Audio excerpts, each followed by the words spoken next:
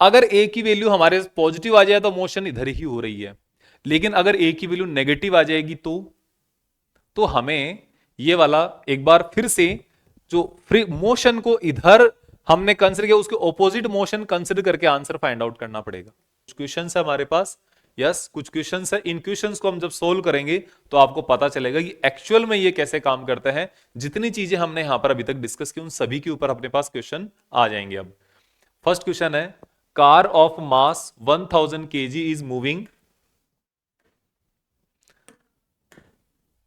with a velocity of 10 meter per second and it is acted upon a forward force of 1000 Newton. एक forward force है जो 1000 Newton यहां पर work कर रहा है, and due to the engine and retarding force भी है of 500 newton due to friction, friction के कारण है। What will be the its velocity after 10 second, 10 second के बाद में इसकी वेलोसिटी कितनी होगी ये बताना है आपको। ठीक है, तो फोर्स जो है ना, फोर्स यहां पर कंटिन्यूअसली लगातार लग रहा है 10 सेकंड्स तक, तो 10 सेकंड के बाद वेलोसिटी निकाल लोगे तो यहां पर आपको पता है सबसे पहले नेट फोर्स निकालो, तो एफ नेट इक्वल्स टू कितना हो जाएगा। ये आपके पास देखो, थोड़ा डायग्राम बना के देख लेते हैं। ये आपके पास ये कार हो गई, ये आपके पास कार है, इसके ऊपर फॉरवर्ड फोर्स है इंजन के कारण 1000 न्यूटन, बैकवर्ड फोर्स है इसकी फ्रिक्शन के कारण 500 न्यूटन, तो एफ नेट हो जाएगा 1000 minus 500 is equals to 500 newton in forward direction. समझ में आया?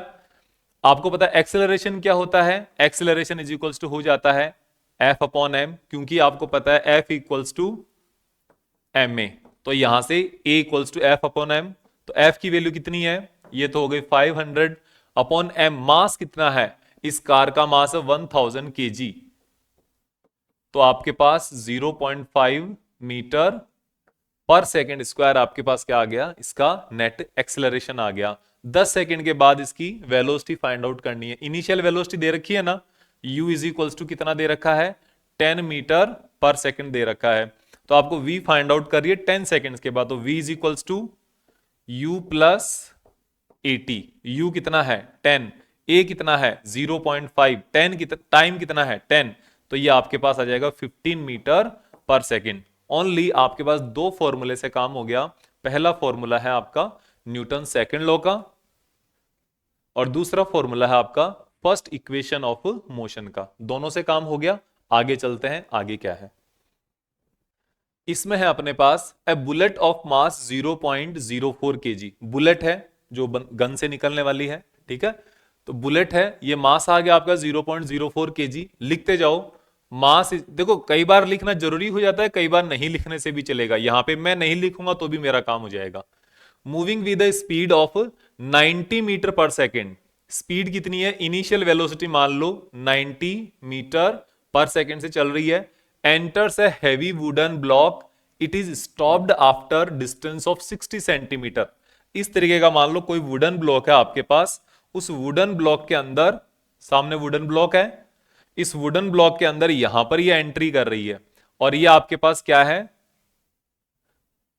ये तो रॉकेट जैसा बन गया लेकिन ये बुलेट है, इसी को आप कंसिडर करो। तो यहां से ये इसके अंदर यहां तक जाके ये यहां पर रुक गया, तो ये वाले जो डिस्टेंस ट्रेवल की है ना इसने, वो कितनी है 60 centimetre.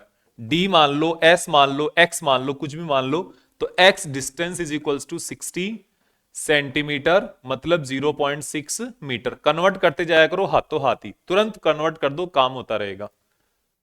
Then what is the average resistance force exerted by the block on the bullet, average resistance force कितना होगा ऑन द बुलेट, बुलेट के ऊपर।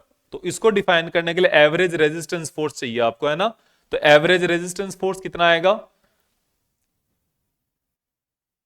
तो सबसे पहले यहां पर इतनी डिस्टेंस पे जाके फाइनल वेलोसिटी कितनी हुई इसकी 0, तो सबसे पहले इसका एक्सेलरेशन मतलब रिटार्डेशन कैलकुलेट करो कि नेगेटिव एक्सेलरेशन कितना हुआ।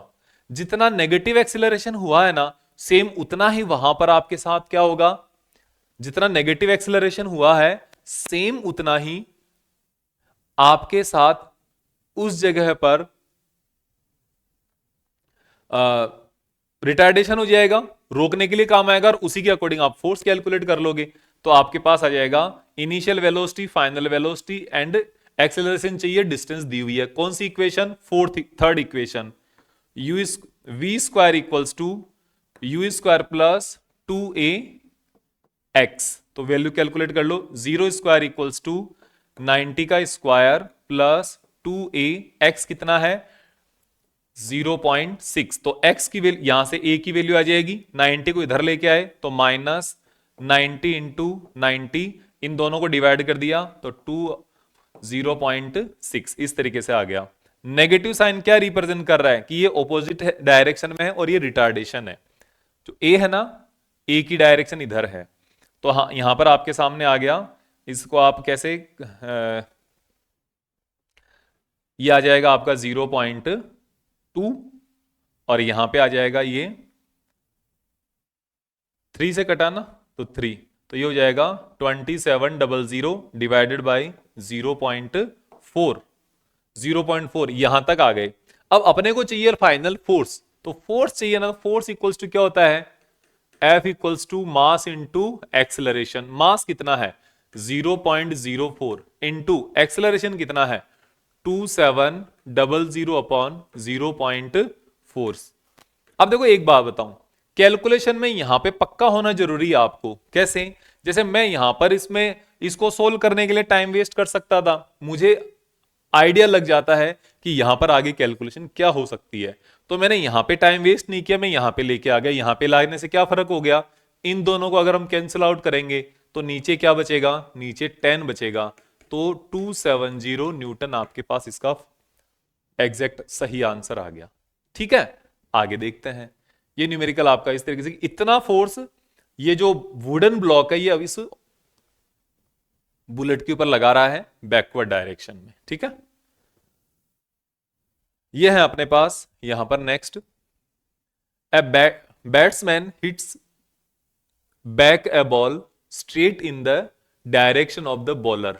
बॉलर जिस डायरेक्शन से बॉल फेंक रहा है सेम उसी डायरेक्शन से बॉल को वापस हिट कर दिया उसने, स्ट्रेट ड्राइव लगाई है, मतलब समझ गए होंगे आप, है ना।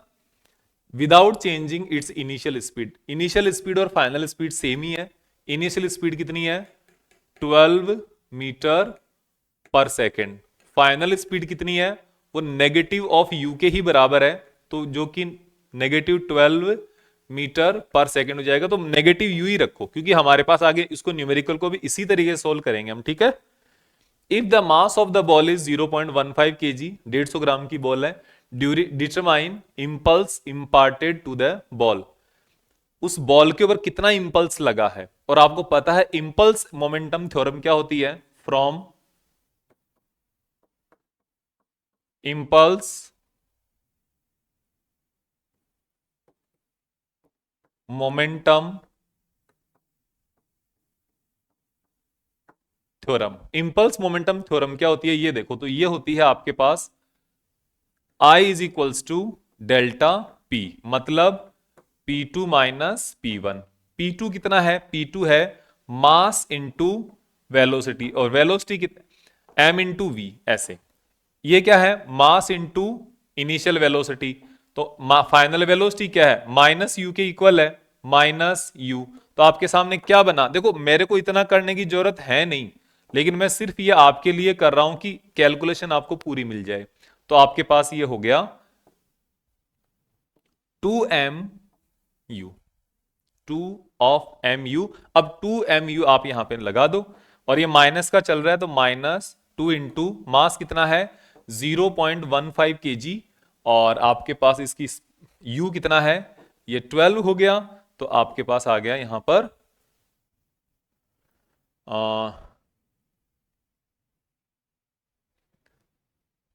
3 और 3 6, ये इसका मोमेंटम है ना, मोमेंटम चेंज है तो इसकी जो अगर यूनिट देखोगे तो केजी मीटर पर सेकेंड, ये आपकी पास यहां पर इसकी यूनिट आ जाएगी। इतना impulse that batsman will give to the ball के लिए। और जो हाँ वैसे अगर ये देखोगे ना तो this is the impulse given by the ball to the batter, जो बैटर है ना उसको इतना इंपल्स जाएगा, तो बॉल को कितना जाएगा इसका जस्ट नेगेटिव जाएगा, इतना ही है। तो if the mass is determine the impulse imparted to the ball, ball को कितना इससे नेगेटिव जाएगा, ये आपको ध्यान रखना है, ठीक है। देन नेक्स्ट है अपने पास, a machine gun fires bullet of mass 40 gram with speed of 120 metre per second, the person holding the gun can exert a maximum force of 144 newton on it, what is the number of bullets that can be fired from gun per second. यहां पर ये क्या कह रहा है, ये आपको ये कह रहा है कि आपके पास जो कोई भी मशीन गन है, मशीन गन उस मशीन गन से फायर कर रहा है कोई, तो मशीन गन क्या है, इतनी मास की कोई बुलेट छोड़ रही है और उसकी स्पीड इतनी है जो आपके सामने गिवन है, ठीक है। तो इसका मास हो गया 0.04 केजी, 40 ग्राम को केजी में कन्वर्ट करने पर इसकी वेलोसिटी हो गई v is equals to 1200 metre per second हो गया, ठीक है।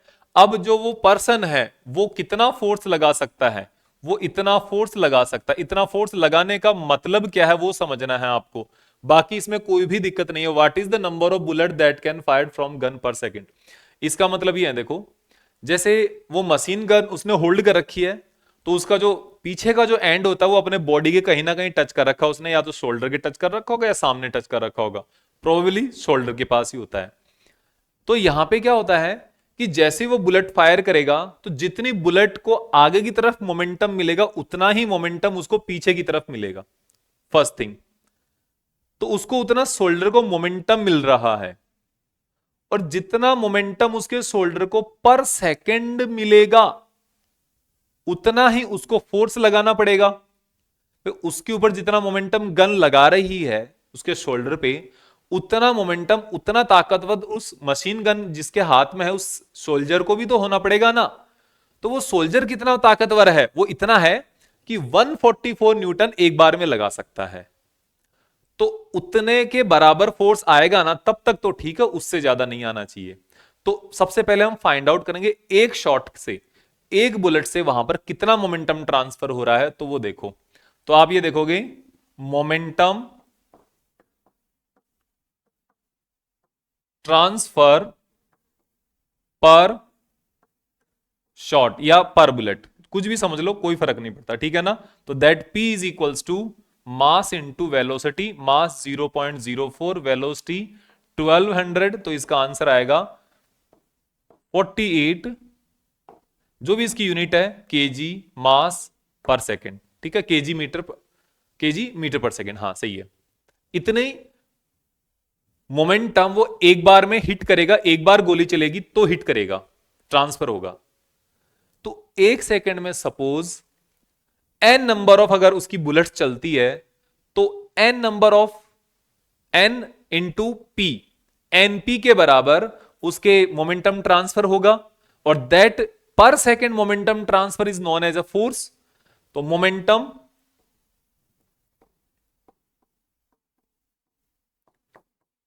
पर सेकेंड इज इक्वल्स टू क्या होता है, वो होता है dp over dt is equals to क्या होता है, इज इक्वल्स टू फोर्स होता है, और क्या होता है। और यहां पर अगर एक सेकंड में n गोलियां चलेगी, if n number of bullets fired from, if n number of bullets fired from gun, then from gun in 1 second. देखो ये लैंग्वेज लिखनी थोड़ी जरूरी है कि अगर n number of bullets fire होगी तो n number of bullet fire होगी तो n इंटू पी के बराबर मोमेंटम ट्रांसफर होगा ना, then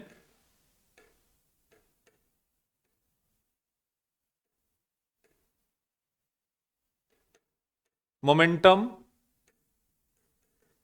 transfer per second is equals to n into P. तो बुलेट जितना मोमेंटम ट्रांसफर कर रही है, जितना वो खुद कर रहा, दोनों का बैलेंस होना जरूरी है। तो यहां पर आपके पास हो जाएगा F is equals to n into P. यहां पे कैलकुलेशन ज्यादा नहीं है, थोड़ा सा कॉन्सेप्ट है। तो n equals to F upon P, तो F कितना है 144 है, P कितना है 48 है, 3 बुलेट्स पर सेकेंड आ जाएगा। तो 1 सेकेंड के अंदर वो 3 बुलेट्स फायर कर सकता है, 3 बुलेट्स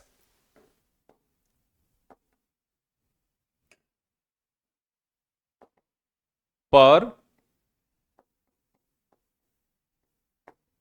सेकेंड। तो इस तरीके से आपको काम करना है। ओके, आगे देखते हैं। आगे एक और क्वेश्चन आ गया। क्वेश्चन थोड़ा सा जल्दी करेंगे अपन। इसमें है two identical billiard ball strike a rigid ball with the same speed but at the different angles and get reflected without any loss of speed as shown in the figure. What is the direction of force of the ball due to each ball? ये ना, ये language थोड़ी सी मेरे को कम पसंद आ रही है यहां पे। देखो किस लिए, यहां पर दो चीज हो सकती है। पहली चीज तो हो सकती है कि जो बॉल्स है वो वॉल के दीवार के ऊपर फोर्स लगाए, ऐसा हो सकता है। दूसरा ये हो सकता है कि जो दीवार है वो बॉल के ऊपर फोर्स लगाए। दोनों की लैंग्वेज कैसे बन सकती है, ऐसे बन सकती है direction of force of the wall, ये ड्यू टू की जगह ऑन ईच वॉल ऐसे आना चाहिए या फिर ये ऐसे बदल के आना चाहिए, यहां पर फोर्स ऑफ, यहां से force on the wall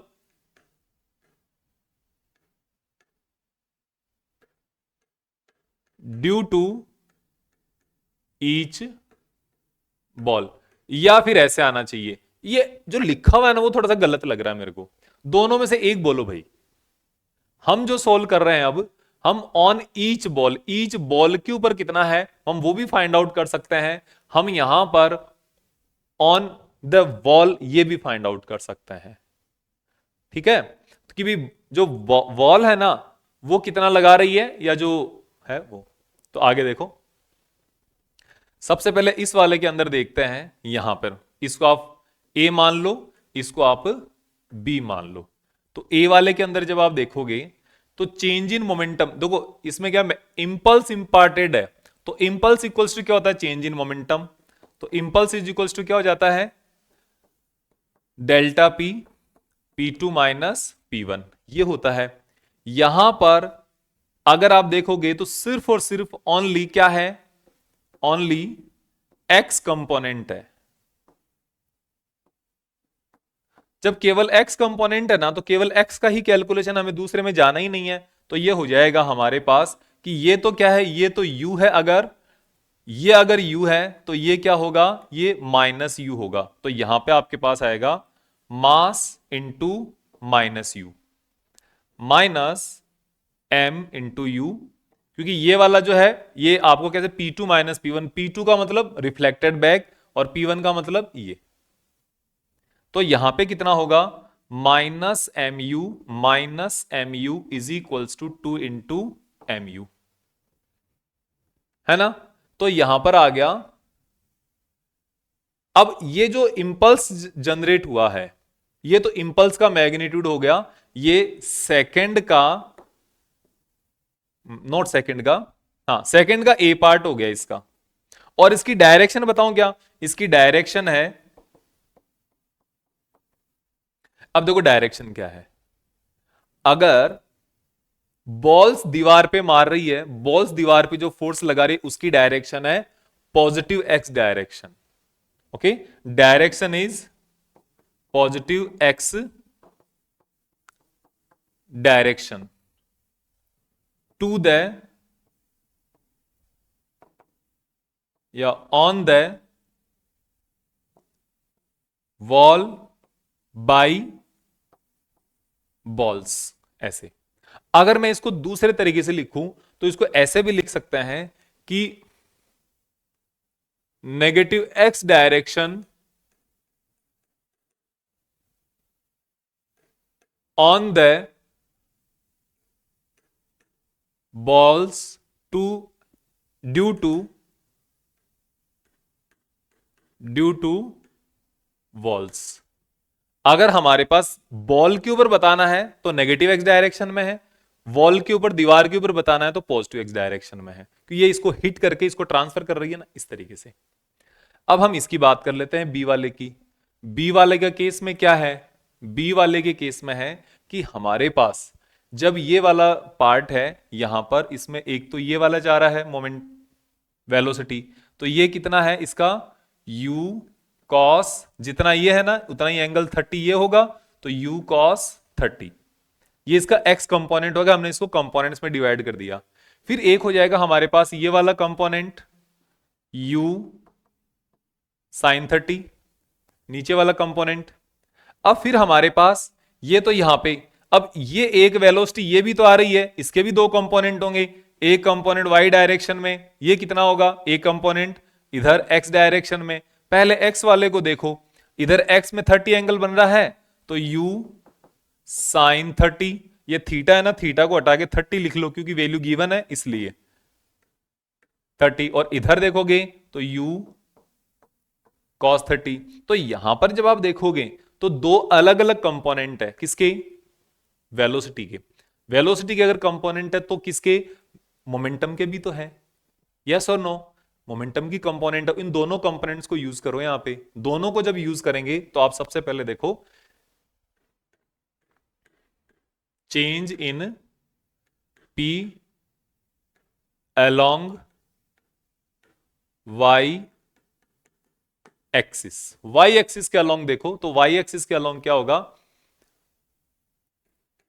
delta P Y is equals to, इसको लिखने का तरीका देखो क्या है, इसको है P2 माइनस P1 है, लेकिन वो तो x डायरेक्शन में भी होगा, वो तो y डायरेक्शन में भी होगा, तो आप पहले y वाले को ऐसे y लगा दो ऐसे। अब क्या हो जाएगा, इसको जब आप लिखोगे तो मास इंटू y डायरेक्शन में वेलोसिटी कितनी है, u sin 30, नीचे वाली फाइनल वाली u sin 30। एक सेकेंड, ये हमने यहां पर थोड़ा सा मिस्टेक कर दिया, देखना पड़ेगा। देखो आपको यहां पे ये मिस्टेक कर दिया कि इस वाले में है ना कंपोनेंट्स हमने थोड़े से गलत लिख लिए। कंपोनेंट्स क्या है, इस जो एंगल जहां पे बन रहा है u cos 30, ये याद रखना, थोड़ी मिस्टेक हो गई कि आपका जहां कहीं पर भी जो कंपोनेंट जहां पे एंगल बनता है ना वो cos थीटा आ जाता है। जब थीटा है हमारे पास गिवन 30 तो 30 लिख देंगे, और जो रिमेनिंग परपेंडिकुलर कंपोनेंट वो u साइन 30, ये ऐसे होगा। तो ये साइन 30 होगा, ये cos 30 होगा, ये ध्यान रखना। तो ये होगा हमारे पास P2 u sine 30, u sine 30। और अगर इसकी डायरेक्शन अगर हम देखेंगे तो डायरेक्शन कौन सी है, इसकी डायरेक्शन नेगेटिव y डायरेक्शन है ना, तो आप नेगेटिव y डायरेक्शन कर दोगे। फिर इसके बाद माइनस उसकी डायरेक्शन देखो y कंपोनेंट की तरह, ये भी नीचे ही है, मतलब नेगेटिव y डायरेक्शन में ही है इसकी भी डायरेक्शन, तो माइनस एम यू साइन 30, इसको भी 30 ही करो। अब ये नेगेटिव नेगेटिव पॉजिटिव हो जाएंगे, ये पॉजिटिव हो जाएगा, तो आपके पास जो आंसर आने वाला है इसका वो कितना आ गया, 0 आ गया।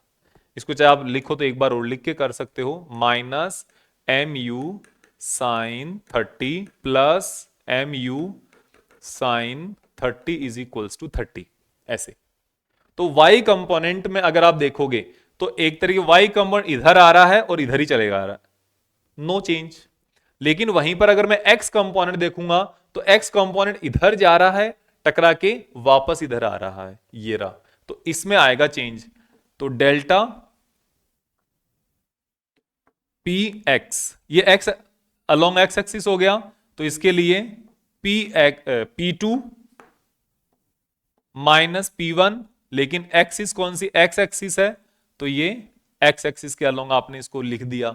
और जैसे ये लिखा तो आपके पास क्या आ गया, P2 का मतलब ये वाला, और ये कौन सी डायरेक्शन में, नेगेटिव x डायरेक्शन में है, तो ये आ जाएगी माइनस एम यू कॉस 30, और वो पॉजिटिव डायरेक्शन में है, तो माइनस तो इसका P2 माइनस P1 का है, तो एम यू कॉस 30, तो ये आ जाएगा minus 2 M U cos 30, cos 30। Direction same वही काम है, पूरा सेम वही काम है। अगर आप बॉल के लिए same as direction same as part 1 या ए पार्ट है तो डायरेक्शन ए के अलोंग होगी, ठीक है, इस तरीके से।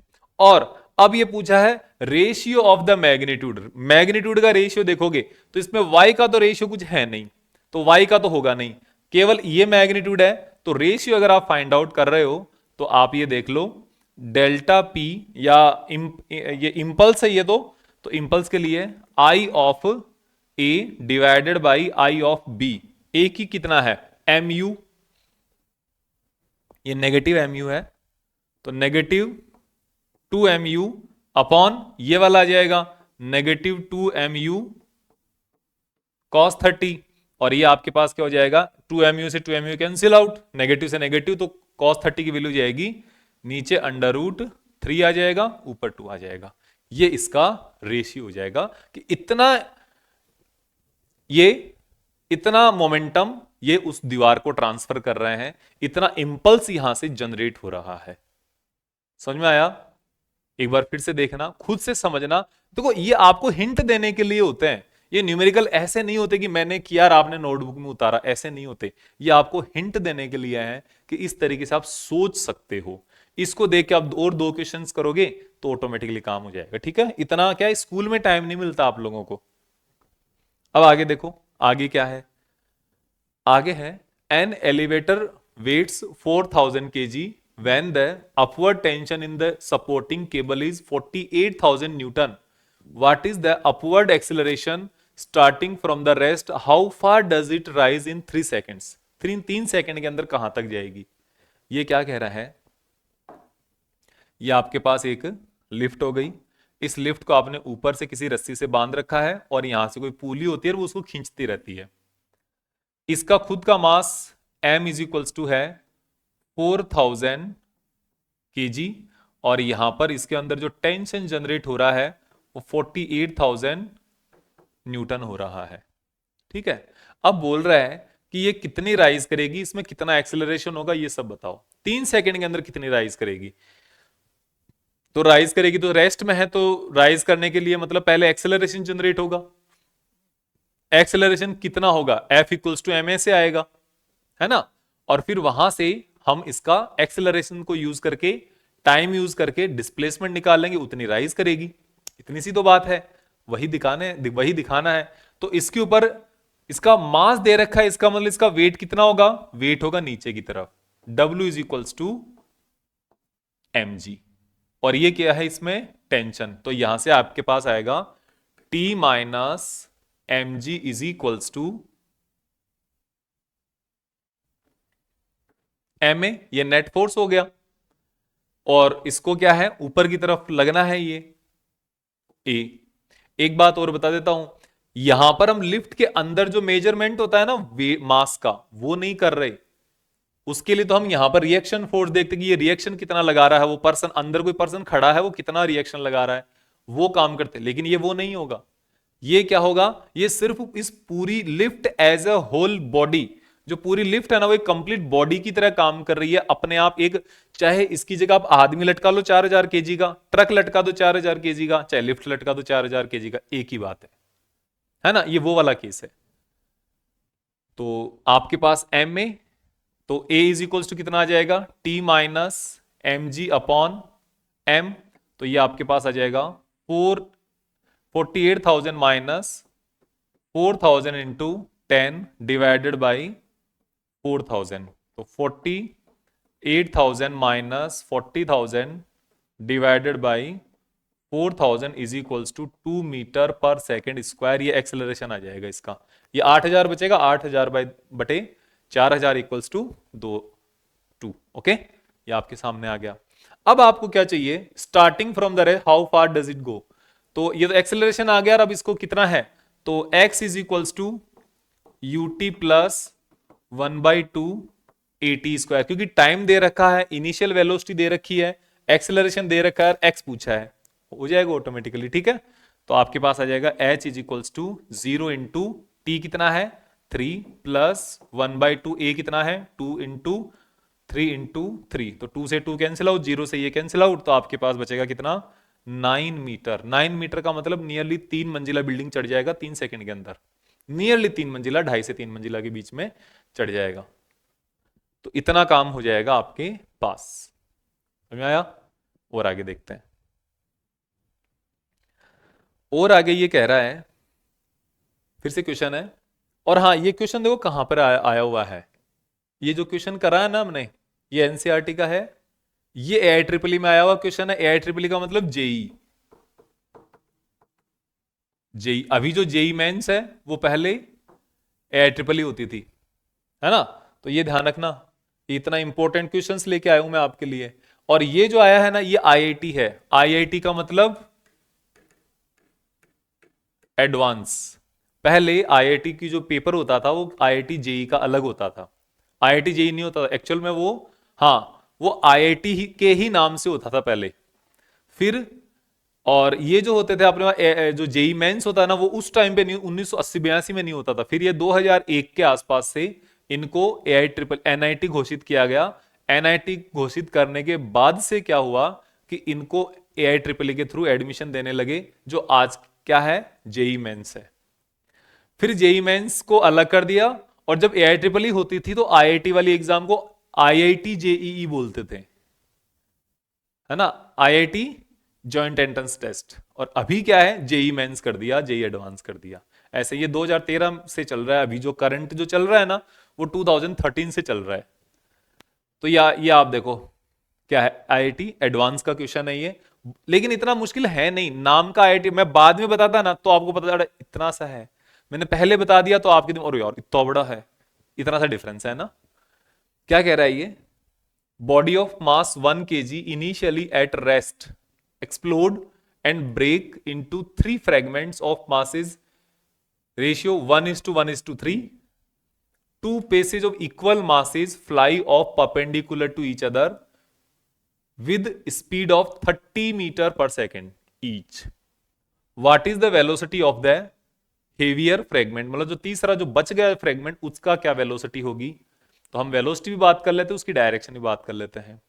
ये क्या है, क्या टोटल मास है m इक्वल्स टू 1 kg। ये मास है अपने पास कितना, m1 is to m2 is to m3, 1 1 3 के रेशियो में है। तो 1m कर लो, 1m कर लो, 3m कर लो, क्योंकि हम 1 kg 2 kg 3 kg ऐसे तो नहीं ले सकते, क्योंकि टोटल ही अपने पास 1 kg है। इसका मास फाइंड आउट करना जरूरी नहीं है, हमारा आंसर ऐसे भी आ जाएगा। कर दूं, ऐसे ही कर लेते हैं पहले, ठीक है? ये क्या कह रहा है, ये 1 जो रेशियो वाले मास है, m और m वाले जो मास है ना, वो एक तो इधर चला जाएगा और एक इधर चला जाएगा। ये इधर की जगह आप कैसे भी ले लो, इधर की जगह आप ऐसे भी ले लो तो दूसरा ऐसे हो जाएगा, दोनों के बीच का एंगल 90 होना चाहिए, कोई फर्क नहीं पड़ता, ठीक है? ये है, तो मैंने ले लिया, ये हो जाएगा m इंटू यू। ये कोई भी एक वेलोसिटी है, v ले लो आप, v। ये है दूसरी वेलोसिटी m इंटू वी। दोनों परपेंडिकुलर है, हमने कंडीशन लगा दी।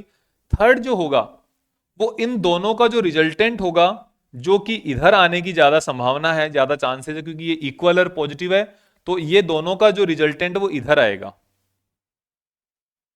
है ना? और इन दोनों का रिजल्टेंट इधर कैसे आएगा, ये मोमेंटम देखो कितना, P1 स्क्वायर P2 स्क्वायर का अंडर रूट, दोनों इक्वल है। अगर आप सोल्व करना चाहो यहां से तो मैं P के लिए देख देता हूं, P is equals to P1 square plus P2 square under root M V square under root, अगर आप देखोगे तो under root 2 into M V हो जाएगा ना। अब इन दोनों का आप एंगल देखोगे तो ये दोनों का एंगल कितना है, 90 डिग्री है, तो ये कितना निकल के आएगा, ये 45 डिग्री निकल के आएगा। जब दोनों का रिजल्टेंट इधर गया है तो इसको जीरो करने के लिए तीसरा वाला जो है वो उसको किधर जाएगा, वो एग्जैक्टली इधर जाएगा। ये क्या, M3 V डैश, वो अकेला है तो V डैश मान लिया हमने, और इनका मोमेंटम और इसका टोटल मोमेंटम सेम आएगा। तो वही हमें फाइंड आउट करना है कि 3v dash is equals to √2 into mv, ये आएगा।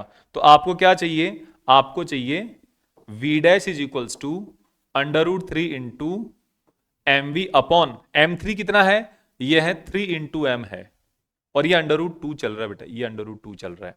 इन दोनों की वैल्यू रख दो आप m की, m से तो m cancel out, v dash is equals to क्या आ गया, √2 इंटू 30 अपॉन 3, तो ये आ जाएगा आपके पास अपॉन 3 है क्या, ये इसको अगर आप सोल्व करोगे तो √2 इंटू mv, और √2 इंटू mv के बराबर तो √2 इंटू mv, और ये आपके पास यहां पे आ गया तो 10 इंटू √2, तो आप इसको 14.14 मीटर पर सेकेंड, आपके पास जो थर्ड वाला फ्रेगमेंट है ना उसका इतनी वेलोसिटी रहेगी, इस डायरेक्शन में रहेगी। पूछे कितनी, तो किसी एक से इसका अगर ये जो एंगल है ये बता दोगे 135, अगर एंगल भी पूछे तो कैलकुलेट भी कर सकते हो आप, है ना। तो इस तरीके से आपको देखना है। नेक्स्ट अब रॉकेट का आ गया, रॉकेट भी तो स्टडी कर लिया ना हमने, इसीलिए आ गया। A rocket of initial mass 6000 kg ejects mass of constant rate of 16 kg per second with constant relative speed of 11 kilometre per second. Relative speed किसकी, जो आपके पास रॉकेट है ना, ये जो रॉकेट है और यहां पर ये जो बाहर गैसेस निकल रही है इनकी है u is equals to 11 kilometre per second. तो इसको पहले तो ऐसा यूनिट्स में कन्वर्ट करेंगे, u is equals to 11 kilometre per second का मतलब 11,000 मीटर पर सेकेंड, है ना। What is the acceleration of the rocket, what is the acceleration of rocket a minute after the blast. इसको स्टार्ट करने के बाद, एक ब्लास्ट करने के बाद 1 मिनट के बाद कितना एक्सेलरेशन रहेगा, 1 मिनट के बाद। तो इसका एक्सेलरेशन का फॉर्मूला था क्या अपने पास, था एक्सेलरेशन ए का जो फॉर्मूला था वो था हमारे पास -u upon m dm over dt, ऐसा ही था। ये क्या होता है, ये होता है इंस्टेंटेनियस मास, और इसका अगर हम मैग्नीट्यूड कंसिडर करें तो इस लाइन को हम छोड़ सकते हैं, ठीक है। तो इसको मैं छोड़ देता हूं मैग्नीट्यूड के लिए, ये क्या है, मैग्नीट्यूड है सिर्फ, ओके, क्योंकि डायरेक्शन की जरूरत ही नहीं है यहां पे, इसलिए। तो आपके पास यहां पर u की वैल्यू है dm, देखो रेट ऑफ कांस्टेंट ये पता है, इनिशियल मास 6000 kg है, तो m इज इक्वल्स टू क्या था, m0 minus t into dm over dt, ये भी तो लिखा था ना हमने कि मास कितना बचेगा, 1 मिनट के बाद कितना मास बचेगा वो निकाला है, वो रखना है यहां पे। तो ये आ जाएगा 6000 kg minus 60 into DM over dt की वैल्यू ये गिवन है, देखो क्या है, eject mass 16 kg per second, तो kg पर सेकेंड तो यही हुआ, तो आप यहां पे लिखो dm over dt is equals to 16 kg per second, और ये ऐसा यूनिट हो गई इसकी, तो कोई दिक्कत ही नहीं है, तो ये 16 आ गया। तो अब इसका जो भी आंसर आए वो हम यहां पे लिख देंगे, और इन सबको हम अब सॉल्व कर सकते हैं। तो हमारे पास नाउ इजी है ये, नाउ u इक्वल्स टू कितना है, u equals to 11,000 metre per second, और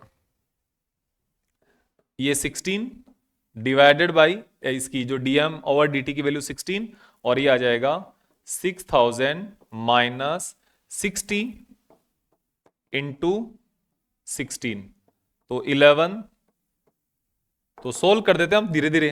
तो 16 का 1 से करोगे तो 6 कैरी 1, 16 का फिर से 1 करोगे तो 17, 176,000 डिवाइडेड बाई ये कितना हो जाएगा 6000 माइनस 16 को 6 से अगर आप मल्टीप्लाई करते हो तो ये आपके पास 96 आ जाता है क्या, 96 आ जाता है क्या? हाँ आ जाता है, इतना ही। और फिर आप इसके बाद अगर देखोगे तो नियरली आपके पास ये 176,000 और ये आपके पास आएगा 0405। तो ये जीरो से ये जीरो कैंसिल आउट, और आपको अभी ये 5 से, मैं आपको कैलकुलेटर से बता देता हूं, कैलकुलेटर लेके कि कितना इसका आंसर आने वाला है। इसका आंसर है आपके पास 176,000 डिवाइडेड बाई 504, तो ये 34 मीटर पर सेकेंड स्क्वायर, ये आपके पास इसके एक्सेलरेशन की वैल्यू जाएगी। इसने ये भी बोला था ग्रेविटी को आप यहां पे हटा दो, तो इतना एक्सेलरेशन इस रॉकेट को ऊपर की तरफ मिलेगा, तब जाके यहां पर इतने गैस के इजेक्शन से होगा यहां पे ये सब। ठीक है, तो इसी वजह से क्या है, इतना एक्सेलरेशन है ना, तो हमें वहां पर जो मास जो होता है किसी भी रॉकेट में, जो स्पेसशिप में जाने वाले लोगों को, उनका बहुत भयंकर मास एक्सपीरियंस होता है। उनको ध्यान रखना इस बात का, बहुत भयंकर मास एक्सपीरियंस होता है। वो जितना भी होगा अभी हम डिस्कशन नहीं करेंगे, कभी फुल लेक्चर में बात करेंगे। ठीक, देखते हैं इस क्वेश्चन में क्या कह रहा है ये भी शायद एनसीईआरटी का है।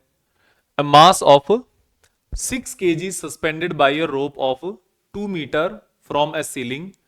A force of 50 Newton in the horizontal direction is applied at the midpoint of the rope as shown in figure. ये जो फिगर है, what is the angle of the rope makes with the vertical in equilibrium takes g is equals to this one. और other कोई इसके अंदर रोप के अंदर fault है, मास है और कोई फॉल्ट है, उसको इग्नोर करना है। तो मान लो ये आपके पास एक रिजिड सरफेस है, इससे आपने ये 2 मीटर लंबी रस्सी है, रोप है, तो इसमें अगर आप मिड पॉइंट पर 1 मीटर पर अगर आप यहां पर 6 केजी मास लटका देते हो तो ये ऐसे हो जाता है, ये मास यहां पे लटका हुआ रहता है और बाकी का फ्री रहता है, ऐसे ही तो होता है। लेकिन इसने बोला ऐसा नहीं है, यहां पर एक फोर्स और है जो इस डायरेक्शन में लग रहा है, तो उसकी वजह से क्या होगा, इसका ये जो स्ट्रक्चर है, शेप है, वो यहां से ये थोड़ा इधर शेप होके ये तो आपके पास 50 न्यूटन फोर्स आ गया, और यहां पर ये आपके पास मास नीचे हैंग किया हुआ रह गया, ये सब कुछ है। अब आपको क्या करना है, वर्टिकल के साथ ये कितना एंगल बना रही है रोप, ये वर्टिकल के साथ बना हुआ एंगल आपको फाइंड आउट करना है।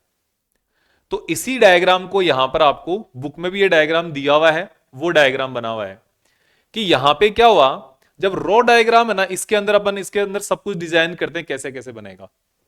यहां पर आपने एक इसकी तरफ एक फोर्स लगा रखा है, तो एक टेंशन जनरेट यहां पर होगा, फोर्स लगा तो इधर टेंशन आएगा ना। अगर इसको ढीला छोड़ रखा है आपने, फोर्स नहीं लगा तो ढीली पड़ी रहेगी, क्या दिक्कत है। लेकिन जैसे आपने इसको खींचा तो यहां पर एक टेंशन जनरेट हो गया 50, फिर एक टेंशन यहां पर जनरेट होगी, ये जो रॉप है, तो यहां पर ये टेंशन इस डायरेक्शन में जनरेट हो गया, जिसको आप क्या बोलोगे, T1। और अब ये जो रॉप है ये यहां से वर्टिकल के साथ कितना एंगल बना रही है, ये हमें फाइंड आउट करना है। ये एंगल और ये एंगल सेम है, तो इसके लिए हमने ये पहले ही मान लिया था। और एक ये जो आपके पास मास mg है, ये नीचे की तरफ लगेगा, तो इसको बैलेंस करने के लिए एक यहां पर टेंशन यहां पर जनरेट होगा T2, T1 और इसको T3। इस तरीके से हमारे पास यहां अलग अलग इसमें फोर्सेस जनरेट हो रहे हैं। और इसके साथ हम क्या कर रहे हैं कि जितना फोर्स यहां पर ऊपर की तरफ इस डायरेक्शन में एग्जर्ट हो रहा है, उतना ही फोर्स यहां पर टेंशन इस डायरेक्शन में लग रहा है, तभी तो ये इसको बैलेंस कर पाएगा। तो इस तरीके से अपना काम यहां पर होता है। तो देखो यहां पर अपने पास जो ये डायग्राम है पहले से यहां पे गिवन है, और इस डायग्राम के अंदर ये आपके पास पूरी एक रॉप है, ये वाली। इस रॉप के इस पॉइंट से आपने एक मास नीचे हैंग कर रखा है, ये जो पॉइंट है मिड पॉइंट है, और ये 1 मीटर इसकी इधर लेंथ हो गई, 1 मीटर लेंथ इसकी इधर हो गई। ये अलग से कोई रस्सी है जिससे मास हमने यहां पे हैंग कर रखा है, ये 6 kg इसका मास है, m is equals to 6 kg। तो इसका जो वेट होगा W इज इक्वल्स टू वो कितना होगा, mg जो नीचे लग रहा है। ठीक है, अब हम यहां पर धीरे धीरे टेंशन को डिस्ट्रीब्यूट करेंगे, टेंशन कहां कहां होगा। तो देखो ये टेंशन एक्चुअल में जो रिजिड सरफेस के कोई बॉडी लटकी हुई होती है, कोई रस्सी लटकी हुई होती है, तो वो कैसा बनता है कि जैसे मान लो ये एक रिजिड सरफेस है, यहां पर अगर हमने कोई रोप को, किसी रस्सी को लटकाया है, तो इसके अंदर क्या होता है, ये जो रस्सी है यहां पर एक टेंशन जनरेट होता है इस डायरेक्शन में। अगर हमने इसको मान लो कोई मास लटका दिया, मास हैंग कर दिया, तो इस ऑब्जेक्ट पर एक फोर्स लगता है नीचे की तरफ mg। इस फोर्स के कारण इस रस्सी के अंदर एक टेंशन जनरेट होता है यहां पे T। अब जितना टेंशन इस रस्सी में है उतना ही टेंशन ये यहां पर इस छत के ऊपर, इस सरफेस पर यहां पर लगा रही है। और ये जो छत के ऊपर ये रस्सी फोर्स लगा रही है, तो रस्सी के ऊपर ये छत भी फोर्स लगा रही है इस डायरेक्शन में, जो कि रिएक्शन R होता है। ये सब जगह, अब कहीं पर हमें जरूरत पड़ेगी कि इस R को भी कैलकुलेट करें, ज्यादातर हमें ये जरूरत नहीं पड़ेगी, कि पूछे नहीं जाता कि इस R को हम कैलकुलेट करें यहां पे। ये चीजें हमें आपको समझ में आनी चाहिए। तो अब हमारे पास यहां पर क्या हुआ, एक जो ये टेंशन जनरेट हो रहा है यहां पर, एक ये टेंशन है और एक टेंशन यहां पर भी है। एक टेंशन, अब ये टेंशन है यहां पे जो फोर्स लगाया हुआ है, एक ये जो मास है नीचे, इस मास के कारण एक ये mg नीचे है, और रस्सी के अंदर, रस्सी इस मास के ऊपर ऊपर की तरफ फोर्स लगा रही है, जो किसके बराबर, इस रस्सी के अंदर डेवलप्ड टेंशन के बराबर। और टेंशन यहां पर ये इसके ऊपर फोर्स लगा रही है, ये टेंशन इसका नीचे की तरफ है T2, क्योंकि यहां पर ये जो बंधा हुआ है तो ये नीचे की तरफ खींच रहा है ना इसको, तो ये T2 और इसके ऊपर ये T1। तो अब ये कह रहा है कि ये वर्टिकल वाला एंगल आपको ये फाइंड आउट करना, तो इसके लिए आप चाहे ये एंगल मान लो वर्टिकल के साथ बना हुआ, चाहे आप ये यहां पे वर्टिकल के साथ बना हुआ एंगल मान लो, दोनों इक्वल होंगे क्योंकि ये दोनों अल्टरनेट एंगल हो गए। अब यहां पर आप किसी भी थ्योरम को लगा लो, चाहे हमने लामीज थ्योरम जो यूज किया है आप उसको भी लगा सकते हो, और हम इक्विलिब्रियम कंडीशन जो होती है उसको भी लगा सकते हैं। तो देखो ये आपके पास यहां से जो टेंशन जनरेट हो रहा है T1, इस T1 के हम दो कंपोनेंट निकाल सकते हैं। एक कंपोनेंट होगा हमारे पास इसका एक वर्टिकल कंपोनेंट इस डायरेक्शन में जो T1 cos थीटा होगा, एक कंपोनेंट हमारा इस हॉरिजॉन्टल डायरेक्शन में होगा जो T1 साइन थीटा की, जिसके साथ एंगल बना वो cos थीटा, और रिमेनिंग जो हो गया वो साइन थीटा। हो गया काम। फिर हमारे पास क्या है, ये जो T3 है ये एक्चुअल में हॉरिजॉन्टल x डायरेक्शन में है, तो इसको ऐसे एज इट इज रहने देते हैं, और ये एक्चुअल में वर्टिकल y डायरेक्शन में, इसको एज इट इज रहने देते हैं, इसमें जरूरत ही नहीं है। तो अब हमारे पास क्या हो गया, इस वाले फोर्स को बैलेंस करने के लिए, इस वाले फोर्स को बैलेंस करने के लिए ये उसके पीछे वाला फोर्स है क्या, T1 sine theta is equals to 50 newton. इसको आप क्या बोल सकते हो, हॉरिजॉन्टल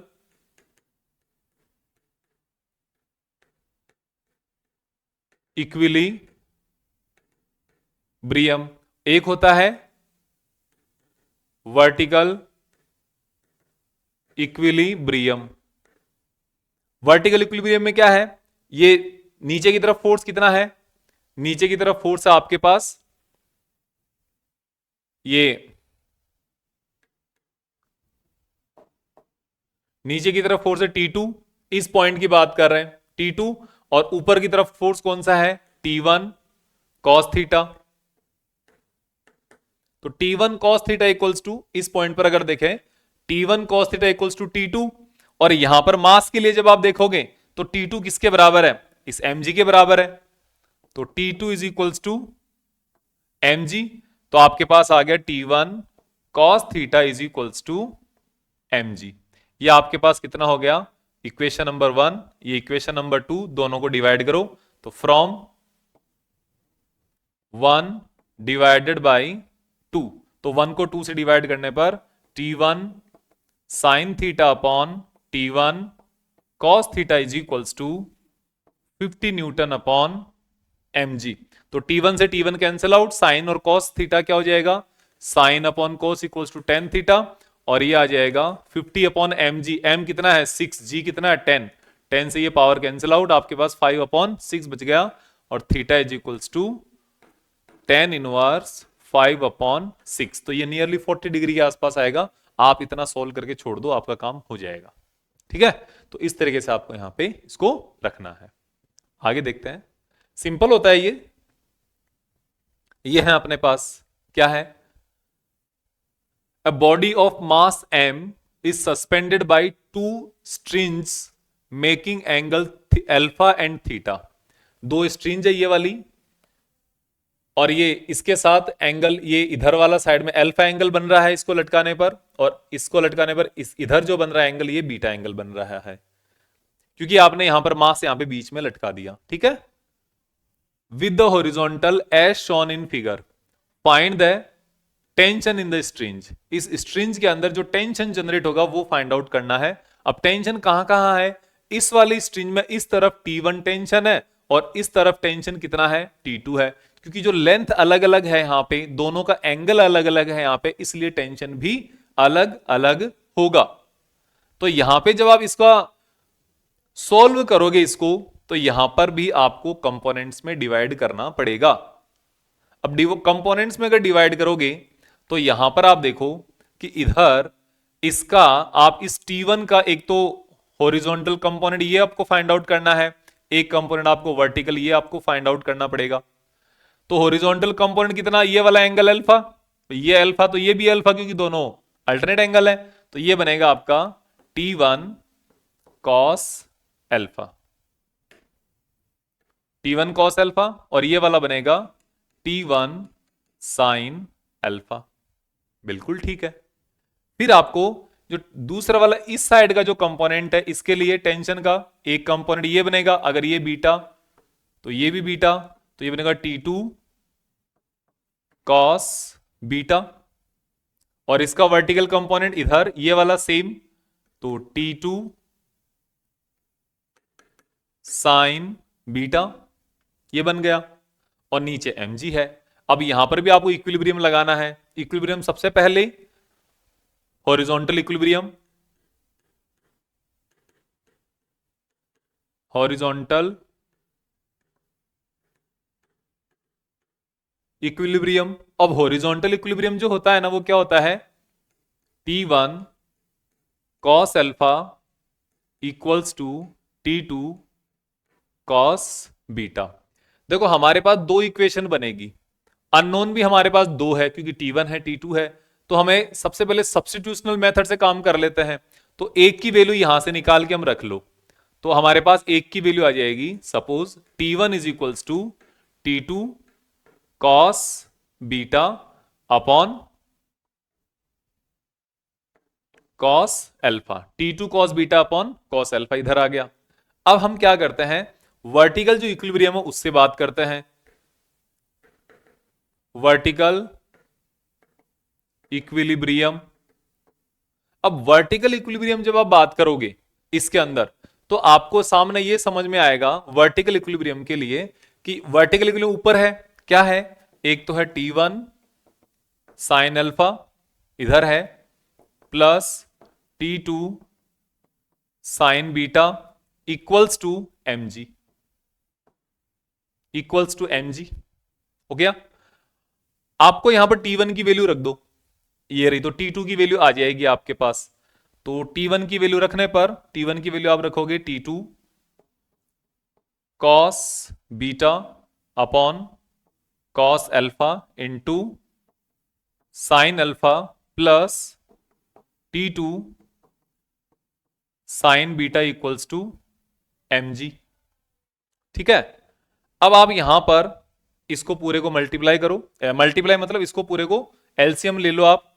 तो एलसीएम लेने पर क्या आ जाएगा आपके पास? ये बन जाएगा T2 तो कॉमन बाहर, और ये बनेगा cos, cos के पहले हम साइन लिख लेते हैं, है ना? साइन क्यों? क्योंकि काम आएगा sine alpha cos beta, plus अब इधर से देखो तो T2 तो बाहर आ गया, पहले आपके पास क्या बचा? साइन बीटा, साइन बीटा, और नीचे से कुछ नहीं है तो ये आपके पास cos, ये एलसीएम वाला cos अल्फा आ गया, और नीचे cos अल्फा दोनों के नीचे इक्वल्स टू, कुछ नहीं है, एलसीएम लेके एडिशन वाला जो सोल्व करते हैं ना, फ्रैक्शन वाला, वही किया है।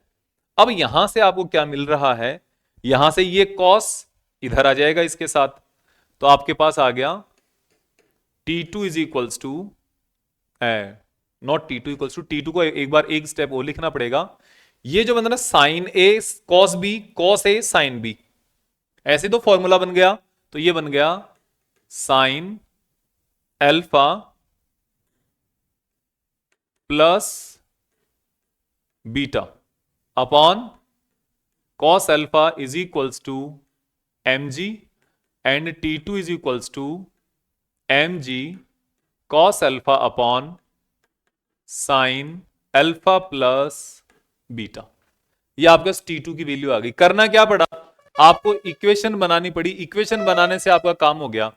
अब ये T2 की वैल्यू आप यहां पे रख दो, तो यहां पे क्या आ जाएगा आपके पास, T1 is equals to mg cos alpha upon sine alpha plus beta into cos beta, लिखो वहां से cos beta upon cos alpha.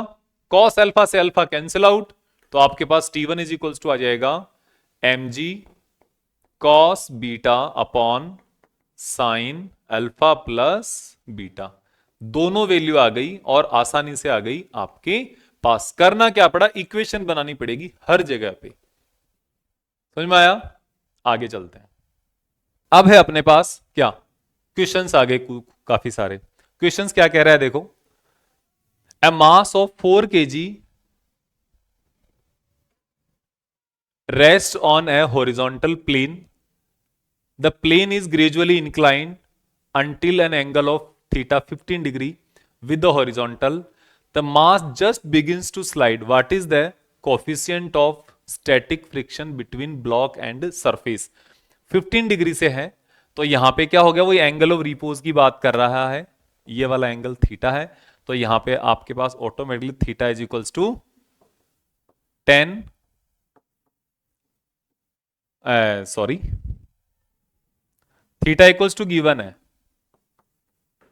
15 degree, तो म्यू इज इक्वल्स टू क्या आ जाता था, हमें पता है tan थीटा के इक्वल आता था, क्योंकि थीटा इक्वल्स टू क्या था, tan इनवर्स म्यू आ गया। तो म्यू इक्वल्स टू ये, तो म्यू की वैल्यू क्या आ जाएगी, 10 इंटू 15 आ जाएगी। अब 10 15 की वैल्यू पता है क्या आपको?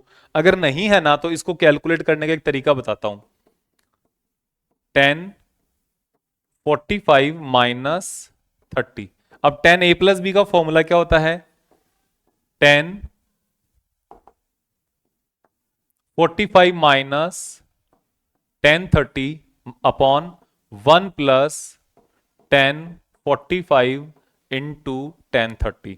तो 10 45 कितना होता है, 1 होता है, 30 कितना होता है, 1 अपॉन अंडर रूट 2 होता है, 1 plus 1 into 1 upon under root 3, या अंडर रूट 3 है भाई, ध्यान रखना, ठीक है।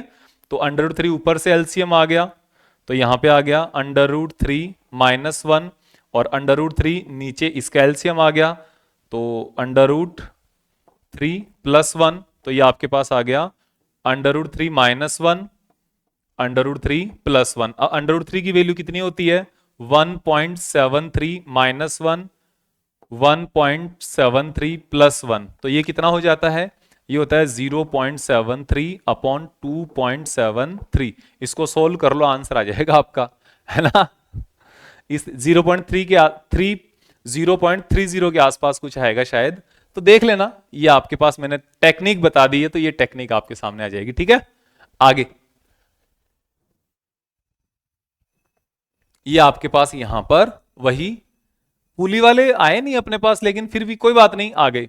देखो यहां पर हम एक क्या काम करते हैं कि जैसे जैसे हम आगे बढ़ते जाएंगे, पहले इसको कर लेते हैं। What is the acceleration of block and trolley system shown in the figure. अब यहां पे जो एक्सेलरेशन है ना, जितना एक्सेलरेशन इसमें रहेगा उतना ही एक्सेलरेशन इसमें रहेगा, क्योंकि ये टेंजेंट, ये वो नहीं है, एक्सपेंड नहीं हो सकती है, ये खींच नहीं सकती है ना, तो टेंसाइल नहीं है, ये जितना है उतना ही रहेगा, इसकी साइज उतनी रहेगी। तो क्या है इसमें, आपको एक्सेलरेशन फाइंड आउट करना है, इतनी सी बात है। Trolley and surface is kinetic friction between trolley and surface is 0.04। What is the tension in the strings, इस स्ट्रिंज के अंदर टेंशन कितना आएगा, take G is equals to 10 metre per second and neglect the mass of strings. जो strings है वो खींच नहीं सकती, तो जितना भी इलास्टिक नहीं है, रबड़ की तरह नहीं है, सॉलिड है, तो यहां पर ये जितना इसकी लेंथ है वो हमेशा फिक्स रहेगी। तो यहां पर देखो अपने पास हम बनाते हैं फ्री बॉडी डायग्राम, हमारे इसको बनाने में जरूरत नहीं पड़ेगी। लेकिन फ्री बॉडी डायग्राम क्या होता है मैं देखूंगा, आगे जरूरत पड़ेगी तो बताऊंगा। फ्री बॉडी डायग्राम देखो क्या होता है, जब हमारे पास बहुत सारे सिस्टम्स होते हैं, बहुत सारे पार्टिकल्स हो जाते हैं, जैसे मैं कोई इस टाइप का एक यहां पर, ये आपने यहां पर एक पुली बना ली, ये पुली कनेक्टेड है इसके साथ, ठीक है। फिर इस पुली के साथ इधर एक मास कनेक्टेड है, ये है आपके पास कैपिटल एम, और इधर इसका कैपिटल एम इंटू जी वेट हो गया। फिर एक यहां पर आपने क्या किया, इसके साथ एक और पुली कनेक्ट कर दी यहां पे, और फिर एक मास आपने यहां पे लटका दिया, एक मास आपने यहां पे लटका दिया, ये M1, तो इसका नीचे M1 G लगेगा, और यहां पर आपने दूसरा मास लटका दिया M2, तो इसके लिए नीचे M2 G लगेगा, और इसके अंदर एक टेंशन जनरेट हो रहा है T1, इसके अंदर एक टेंशन जनरेट हो रहा है T2, ये इसके ऊपर चल रहा है इधर से A एक्सेलरेशन से, तो ये इसके नीचे आ रहा है इधर A एक्सेलरेशन से। फिर क्या हुआ, ये यहां पर इसमें ये ऊपर जा रहा है यहां पर A एक्सेलरेशन से, यहां पर एक और टेंशन आ गया T2, यहां पर एक और टेंशन आ गया T2।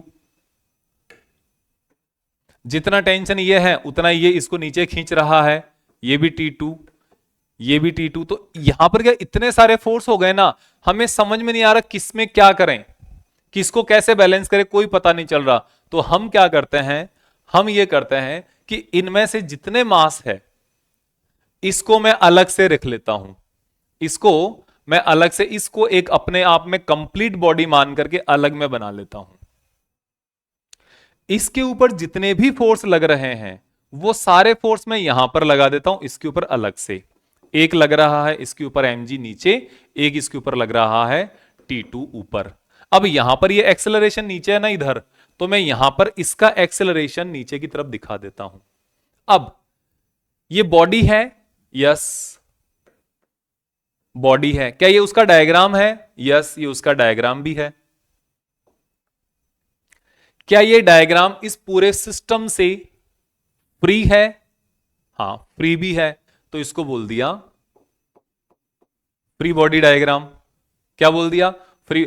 अब क्या हुआ, ऐसे ही आपने इस पूरे सिस्टम को, पूरी यहां पर जितनी भी चीजें हैं, इस पूरे सिस्टम को आपने यहां पर अलग अलग टुकड़ों में डिवाइड कर दिया, और सारे टुकड़े, सारे इसके पार्ट्स एक दूसरे से कंप्लीटली फ्री है। तो that's why this is known as a free body diagram. इतना सा काम है। अब हमें यहां पर जैसे कि मेरे पास ये क्वेश्चन आया है, मैं मुझे जरूरत पड़े तो मैं इसका फ्री बॉडी डायग्राम बना सकता हूं, और अगर मुझे जरूरत नहीं पड़े तो मैं नहीं बना सकता हूं।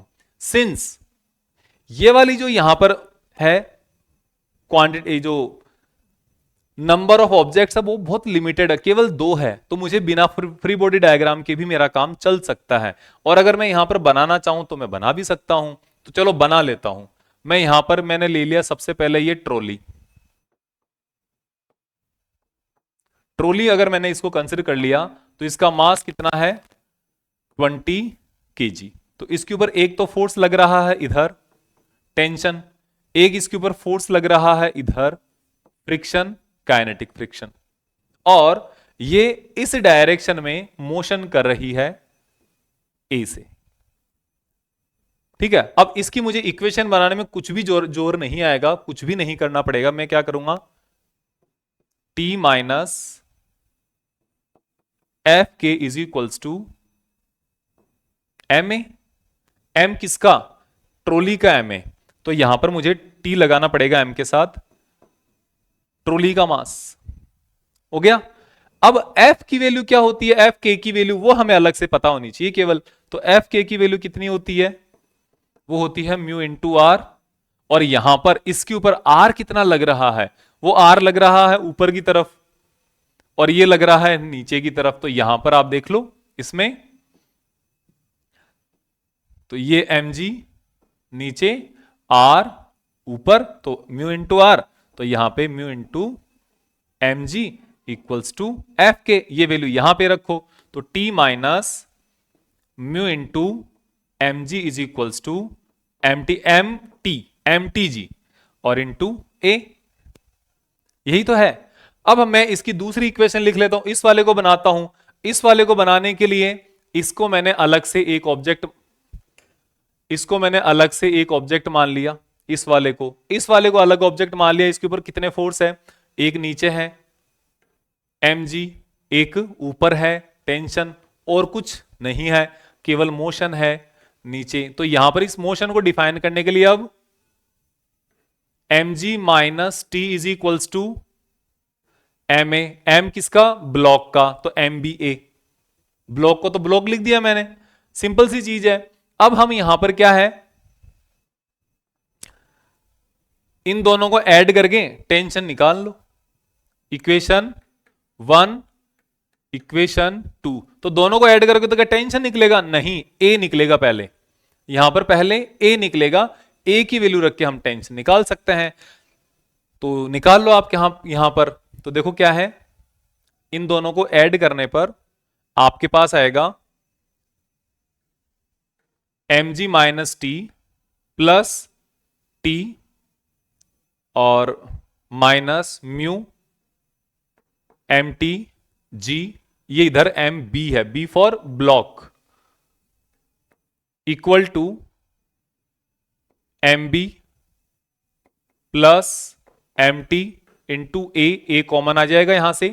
तो अब यहां पे देखो तो टी से टी कैंसिल आउट, और यहां से ये आपके पास क्या आ गया, वैल्यू रख दो सीधा, क्या दिक्कत है, एम बी कितना है, ये 3 kg, 3 into 10 minus 0.04 into trolley का कितना है मास 20 kg इंटू 10 इक्वल्स टू, ये दोनों का कितना 23 इंटू ए, तो ए इक्वल्स टू कितना आ जाएगा, इसको सोल्व करो पहले, इसको सोल्व करने पर ये आ गया आपके पास 30 माइनस, इसको देखो 2 zeros हो गए ना, ये 2 0 इस पूरे पॉइंट्स को खा जाएगा, तो यहां पे बनेगा आपके पास ये, और यहां पर ये कितना आ गया, यहां पर ये आपके पास आ गया 23, तो 22 डिवाइडेड बाय 23 इसका एक्सेलरेशन आ गया।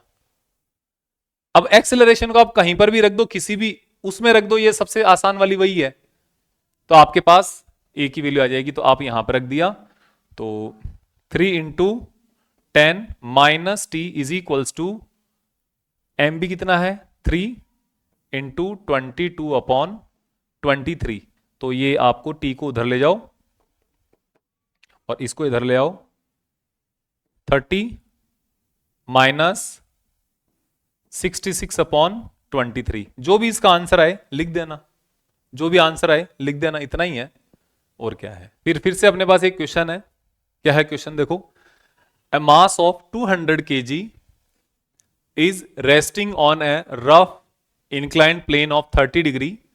If the coefficient of friction is 1 upon under root 3, find the least and greatest force acting parallel to the plane to keep the mass in equilibrium. Minimum force और maximum force find out करना है कि जो इसको यहां पर rest में ला सके, to the keep the mass in equilibrium. तो देखो यहां पर क्या है, ये यहां पर एंगल ऑफ रिपोज से थोड़ा अलग है, ये कैसे है देखते हैं। ये आपके पास यहां पर सरफेस हो गया, इंक्लाइंड सरफेस हो गया, ये एंगल जो है ये थीटा इक्वल्स टू 30 आ गया, ओके। अब यहां पर आपने ये एक बॉक्स रखा हुआ है, इस बॉक्स के ऊपर अब यहां पर आपको ये सबसे पहले हम मिनिमम के लिए फाइंड आउट करेंगे, पैरेलल टू द पिन, तो लीस्ट फोर्स। तो लीस्ट फोर्स के लिए आपको क्या करना पड़ेगा कि लीस्ट फोर्स का मतलब ये है कि ये जो आपका ऑब्जेक्ट है ये सरफेस इंक्लाइंड है और ये ऑब्जेक्ट इस सरफेस के ऊपर नीचे की तरफ स्लाइड कर रहा है, कर सकता है कि हो सकता है ये जो एंगल है ये एंगल ऑफ रिपोज से ज्यादा बड़ा है ये एंगल। अगर होगा तो ये नीचे की तरफ स्लाइड करेगा। अगर ये एंगल ऑफ रीपोज से छोटा अगर एंगल है तो ये स्लाइड ही नहीं करेगा, तो इसको रोकने के लिए कुछ लगाना ही नहीं पड़ेगा हमें। लेकिन अगर ये ज्यादा हुआ तो नीचे स्लाइड करेगा। नीचे स्लाइड अगर करेगा तो हमें इसको जस्ट रोकने के लिए इसको एक ऊपर की तरफ फोर्स लगाना पड़ेगा। लेकिन यहां पे कॉन्सेप्ट कैसे काम करेगा? कॉन्सेप्ट काम करेगा कि जैसे ही ये वाला फोर्स, ये वाला ऑब्जेक्ट नीचे स्लाइड करने की कोशिश करेगा तो इसको एक ऊपर की तरफ फ्रिक्शन फोर्स लगेगा। मैंने क्या कहा? मोशन जिधर होगी, जिधर टेंड्स टू मोशन होगी ऑब्जेक्ट की, उसके ऑपोजिट काम करता है फ्रिक्शन। तो ये नीचे की तरफ स्लाइड करेगा तो फ्रिक्शन ऊपर की तरफ स्लाइड करेगा, ऊपर की तरफ लगेगा। लेकिन इसका जो स्लाइडिंग फोर्स है ना, ये इसके फ्रिक्शन फोर्स से बड़ा होने के कारण ये तो नीचे ही करेगा। तो आपको जस्ट इसको रोकने के लिए एक इस डायरेक्शन में फोर्स लगाना पड़ेगा F1। ये काम है, इसको बोलेंगे हम लीस्ट फोर्स। ठीक है। दूसरी हमारे पास कंडीशन है कि आपके पास ये जो आपका इंक्लाइन प्लेन हो गया, ये हॉरिजॉन हो गया, और इसके साथ हमारे पास ये इंक्लाइन प्लेन हो गया, और यहां पर क्या है, अब आपके पास ये जो ऑब्जेक्ट है ना, ये इस डायरेक्शन में ऐसे रखा हुआ है, और अब आपको मैक्सिमम फोर्स लगाना है। मैक्सिमम कब लगाओगे? जब आप इसको धक्का लगाओगे, मैक्सिमम फोर्स लगोगे। ये तो नीचे की तरफ आ रहा था पहले तो, लेकिन आपको मैक्सिमम फोर्स लगाना। मैक्सिमम लगाने का मतलब कहीं ज्यादा लगा दिया तो ये ऊपर चला जाएगा, ऊपर नहीं भेजना, ऊपर नहीं भेजना। लेकिन जब आपने मैक्सिमम जब फोर्स लगा रहे हो तो वो ऊपर की तरफ जाने के लिए टेंडेंसी रहेगी उसकी। ये ट्राई करेगा कि ऊपर की तरफ जाऊं मैं, ऊपर की तरफ तो नहीं जाने देना। तो आपको क्या करना पड़ेगा? जब ये ऊपर की तरफ मोशन की कोशिश करेगा तो यहां पर फ्रिक्शन फोर्स अब आपके नीचे की तरफ लगेगा, नीचे की तरफ लगेगा, क्योंकि आपको मैक्सिमम फोर्स लगा के, मैक्सिमम लगाने से, मैक्सिमम से उससे और थोड़ा ज्यादा लगा दिया, ऊपर चला जाएगा। ये तो ऊपर नहीं जाने देना। तो ऊपर नहीं जाने देना तो मतलब फ्रिक्शन अब नीचे रहेगा। तो आपका फोर्स तो अब भी इधर ही है, लेकिन इस बार जो फ्रिक्शन है वो नीचे की तरफ आ गया। ये आपको ध्यान रखना है, और इसका अगर ध्यान रखोगे तो आपका काम हो जाएगा। अब हमारे पास ये जो दोनों फोर्स है ना, ये तो हमने आपको बताने के लिए कर दिए। अब इसके ऊपर जो नेचुरल जो फोर्स लगेंगे उसको हमें इक्विलिब्रियम के साथ कंसीडर करने पड़ेंगे। तो देखो यहां पर एक आपके लिए क्या लगेगा? ग्रेविटेशनल फोर्स लगेगा नीचे की तरफ, mg। ग्रेविटेशन फोर्स का एक नीचे की तरफ कंपोनेंट होगा, क्या लगेगा ये कंपोनेंट? mg cos theta. एक कंपोनेंट इसका cos थीटा, क्यों? क्योंकि ये अगर थीटा है तो ये भी थीटा, ये अगर थीटा तो ये 90 माइनस थीटा, तो वो थीटा हो जाएगा। ठीक है। फिर एक कंपोनेंट इधर बनेगा, तो cos थीटा के परपेंडिकुलर कंपोनेंट हो जाता है mg sin थीटा। ओके। फिर उसके बाद हम यहां पर बात करेंगे, इसका एक परपेंडिकुलर इसके साथ नॉर्मल रिएक्शन लगेगा सरफेस के कारण ऊपर की तरफ, वो R बनेगा। सेम वहां पर काम होंगे सारे के सारे। यहां पर क्या काम होंगे? इसका एक ग्रेविटेशन फोर्स नीचे की तरफ काम करेगा, mg। ये अगर थीटा कितना 30 है तो ये इधर काम करेगा, कितना? mg cos theta. ये इधर इसका बन जाएगा mg sin थीटा, क्योंकि ये अगर थीटा है तो ये भी तो थीटा ही रहेगा, ये भी 30 ही रहेगा, ये भी 30 या थीटा ही रहेगा, है ना। और इसके साथ एक और इसका नॉर्मल रिएक्शन ऊपर की तरफ काम करेगा, ये नॉर्मल रिएक्शन हो गया। अब इसकी इक्विलिब्रियम बनाना है, इक्वेशन बनानी है हमें। इक्वेशन बना देंगे तो ये सोल्व हो जाएगा आपका।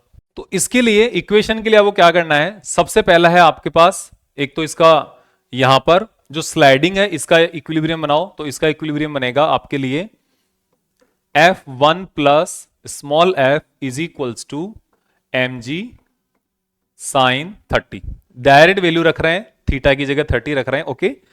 फिर इसके बाद अपने पास आ गया F1 is equals to mg sine 30 sine 30 minus f। अब ये f कितना है? फ्रिक्शन फोर्स कितना है? फ्रिक्शन फोर्स का आपको लेना पड़ेगा, ये रिएक्शन का इक्विलिब्रियम। तो इसको आप इक्वेशन नंबर 1 बना दो एक बार के लिए, जरूरत पड़ने पर काम में ले लेंगे। तो आपको बनेगा यहां पर R इज इक्वल्स टू होता है एम जी कॉस 30 और F इक्वल्स टू कितना हो जाता है mu into R, mu into M G cos 30। ये वैल्यू आप यहां पे रखोगे तो now F1 is equals to M G sine 30 minus mu into M G cos 30, और ये कितना आ जाएगा एम जी तो कॉमन ले लेंगे बाहर, एम जी और ये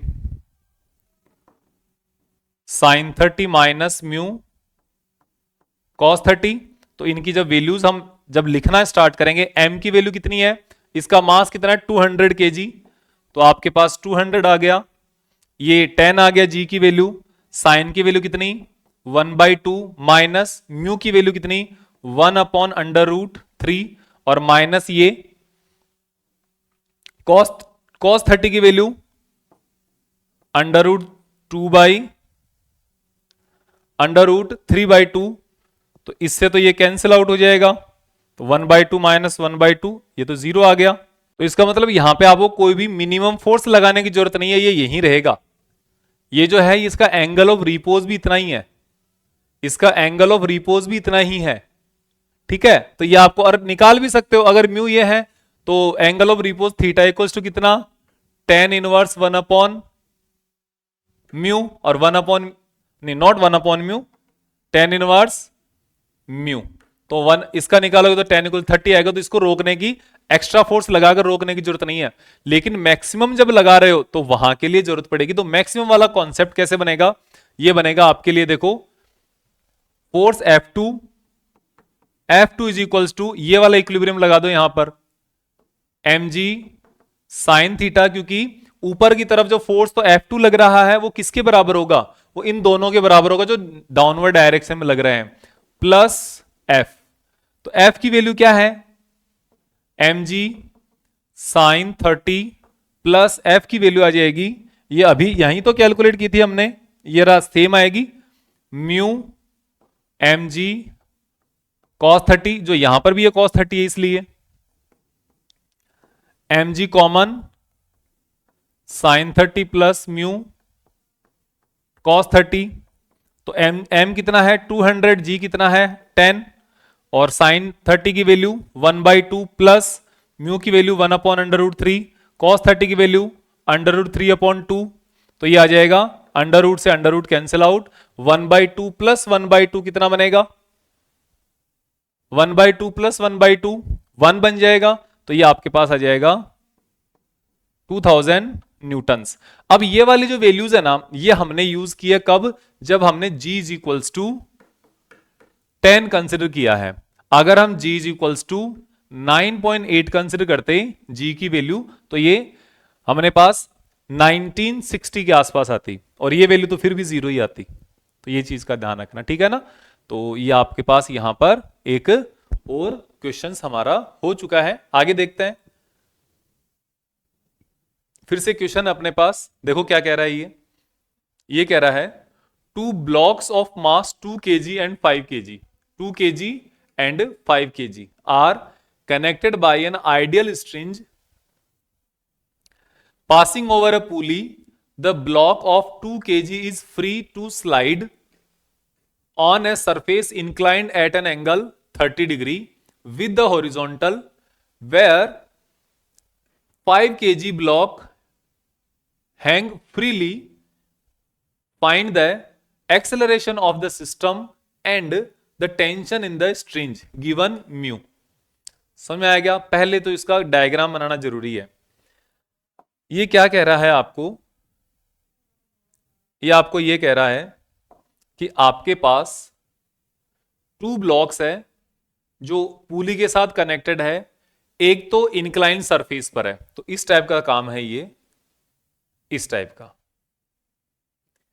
ये वाला एंगल है 30 डिग्री और यहां पर आपने एक पुली लगा रखी है, ये आपके पास पुली है। जो मास है वो इस तरीके से यहां पर एक स्ट्रिंज के साथ कनेक्टेड है और इसके ऊपर से जाके नीचे यहां पर एक ऐसे फ्रीली हैंग किया हुआ है, लटका हुआ है। 2 kg is free to slide on the surface. ये आपके पास यहां पर 2 kg मास है। ये जो है यहां पर ये 5 kg मास है। Okay, inclined at an angle, freely find the acceleration. अब इसका आपको एक्सेलरेशन फाइंड आउट करना है और इस रस्सी के अंदर टेंशन भी फाइंड आउट करना है। तो टेंशन के लिए देखो सीधा सा यहां पर यह है कि टेंशन ये है कि यहां पर ये रस्सी टेंशन टी जनरेट कर रही है इसके ऊपर यहां पे। तो यहां पर भी एक टेंशन टी जनरेट होगा, यहां पे टी जनरेट होगा, तो इस जगह पर भी टेंशन टी जनरेट होगा और यहां पर भी टेंशन टी जनरेट होगा। हमेशा ध्यान रखना, इस रस्सी में, इतनी दूर की रस्सी में केवल टी एक साइड में जनरेट नहीं होगा, ये दोनों साइड में होगा। यहां से इस तरफ लगेगा और यहां से इस तरफ लगेगा। फिर इसके ऊपर एक फोर्स इधर लगेगा जिसको हम नाम देते हैं mg। ये m2 मान लो, इसको हम m1 मान लेंगे। ठीक है, यहां पर इसका एक ग्रेविटेशन फोर्स नीचे लगेगा m1g, लेकिन ये इंक्लाइन सरफेस है तो इसका जो रिएक्शन फोर्स लगेगा वो भी लगेगा यहां पर। वो रिएक्शन फोर्स की डायरेक्शन होगी इधर। ये वाला सरफेस इस ऑब्जेक्ट पर रिएक्शन फोर्स लगाएगा r। और अगर हम यहां पर ये मान ले, क्योंकि ये ज्यादा भारी है, ये थोड़ा सा हल्का है, तो हम ऐसा जस्ट एक कंसिडर कर लेते हैं कि इसका एक्सेलरेशन इस डायरेक्शन में है। अगर इसका एक्सेलरेशन इस डायरेक्शन में नहीं होगा तो हमारा आंसर अलग आएगा। तो हमने मान लिया इसका एक्सेलरेशन इस डायरेक्शन में है, तो यहां पर देखो इसके साथ यहां पर अपने पास क्या होगा, ए की वैल्यू इधर आ जाएगी। अब यहां पर ए भी हो सकता है क्योंकि फ्रिक्शन है, यहां पे फ्रिक्शन है, तो अगर ए की वैल्यू अगर 0 आ जाए तो मोशन नहीं हो रही। अगर ए की वैल्यू हमारे पॉजिटिव आ जाए तो मोशन इधर ही हो रही है। लेकिन अगर ए की वैल्यू नेगेटिव आ जाएगी तो हमें ये वाला एक बार फिर से जो फ्री मोशन को इधर हमने कंसिडर किया उसके ऑपोजिट मोशन कंसिडर करके आंसर फाइंड आउट करना पड़ेगा। ठीक है, तो ये आपको ध्यान रखना है। तो ये एक्सेलरेशन इधर हो गया, तो इधर का एक्सेलरेशन ये हो गया। रिएक्शन फोर्स इधर है, इधर यहां पर रिएक्शन ये ग्रेविटेशन नीचे है, तो ग्रेविटेशन का एक कंपोनेंट होगा इस डायरेक्शन में। अगर ये 30 है तो ये m1g cos 30 और ये इधर m2, सॉरी m1 है तो m1 ही रहेगा, ये भी m2 कैसे हो जाएगा, m1g cos 30, ये इधर हो जाएगा। अब इन दोनों में आप काम करके देखो, इन दोनों में अगर आप काम करके देखोगे तो यहां पर सबसे पहले आप फ्री बॉडी डायग्राम बना लो इनका, अगर चाहो तो फ्री बॉडी डायग्राम बनाने पर सबसे पहले इसका बनाता हूं मैं। इसका फ्री बॉडी डायग्राम बनाने के बाद मुझे तो यह समझ में आया कि इसका एक m1g नीचे लग रहा है, एक m1g cos 30 ये इधर लग रहा है, एक फोर्स आपके पास m1g sin 30। तो ये लिखने की जगह भी चाहिए, इधर लिख लेते हैं m1g sin 30 इधर लग रहा है, एक r जो है वो इस साइड में है। अब देखो एक चीज और, जब हमने एक्सेलरेशन इस डायरेक्शन में लिया है ना, तो आपके पास यहां पर फ्रिक्शन फोर्स इस डायरेक्शन में लगेगा F, फ्रिक्शन फोर्स। तो फ्रिक्शन फोर्स भी आपका इधर ही लग रहा है, लेकिन जो टेंशन है ना वो इधर हो रही है, साथ ही साथ एक्सेलरेशन भी इधर ही आ रहा है। अब इसको यहां पर इक्विलिब्रियम लिख दो, एक इक्विलिब्रियम बनेगा इसका इस डायरेक्शन का जो हमने बना रखी है। तो इस डायरेक्शन का इक्विलिब्रियम कैसे, तो इसकी इक्वेशन लिखोगे आप तो आपके पास आएगा T माइनस ये T माइनस ये सब कुछ इधर वाले जितने भी है mg साइन 30 प्लस ये वाला एफ, ये भी धरी है, तो इसको भी हम माइनस में लिखेंगे यहां पे, तो minus F is equals to m1a, और ये m1g है, ध्यान रखना इस चीज का। इसको हम कुछ वैल्यूज रख देते हैं जिससे ये थोड़ा सॉल्यूशन हो जाए हमारे पास। तो इसमें एक तो हमें वैल्यू रखनी पड़ेगी f की। f कितना होता है, इस f के लिए यहां पर सोल्व कर लेते हैं। तो f अपने पास होगा, f इज इक्वल्स टू होता है म्यू इंटू आर, और म्यू इंटू आर की वैल्यू कहां है, यहां ये रही, r equals to M G m1g cos theta, m1g cos 30। अब cos 30 जो आ गया ना, इसकी वैल्यू कितनी आएगी, इसकी वैल्यू आ जाएगी, ये अपने को परेशान करेगा थोड़ा सा, म्यू इक्वल्स टू, म्यू की वैल्यू 0.3, m2 की वैल्यू 2 kg, g की वैल्यू 10, cos 30 की वैल्यू √3/2। ये हो गया आपके सामने। और फिर इसके बाद हम अगर इसको अब सब जब सोल्व करेंगे तो अपना 2 से 2 कैंसिल आउट, और ये बनेगा 3/3। ये इसके पास अपने पास इसकी म्यू की वैल्यू आ गई। अब इधर जब सोल्व करने लगेंगे हम, तो हमारे पास आ जाएगा t माइनस m1 की वैल्यू 2, g की वैल्यू 10, साइन 30 की value 1/2 minus 3/3 is equals to m1 की value 2 into a। t is equal, t minus ये दोनों 2 से 2 कैंसिल आउट, ये बच गया यहां पे 10 minus 3/3 is equals to 2 into A. ये आपके पास इसकी वैल्यू आ गई, मतलब ये इक्वेशन आ गई, एक इक्वेशन 1। फिर हम इस वाले मास को यहां पर बना लेते हैं अलग से।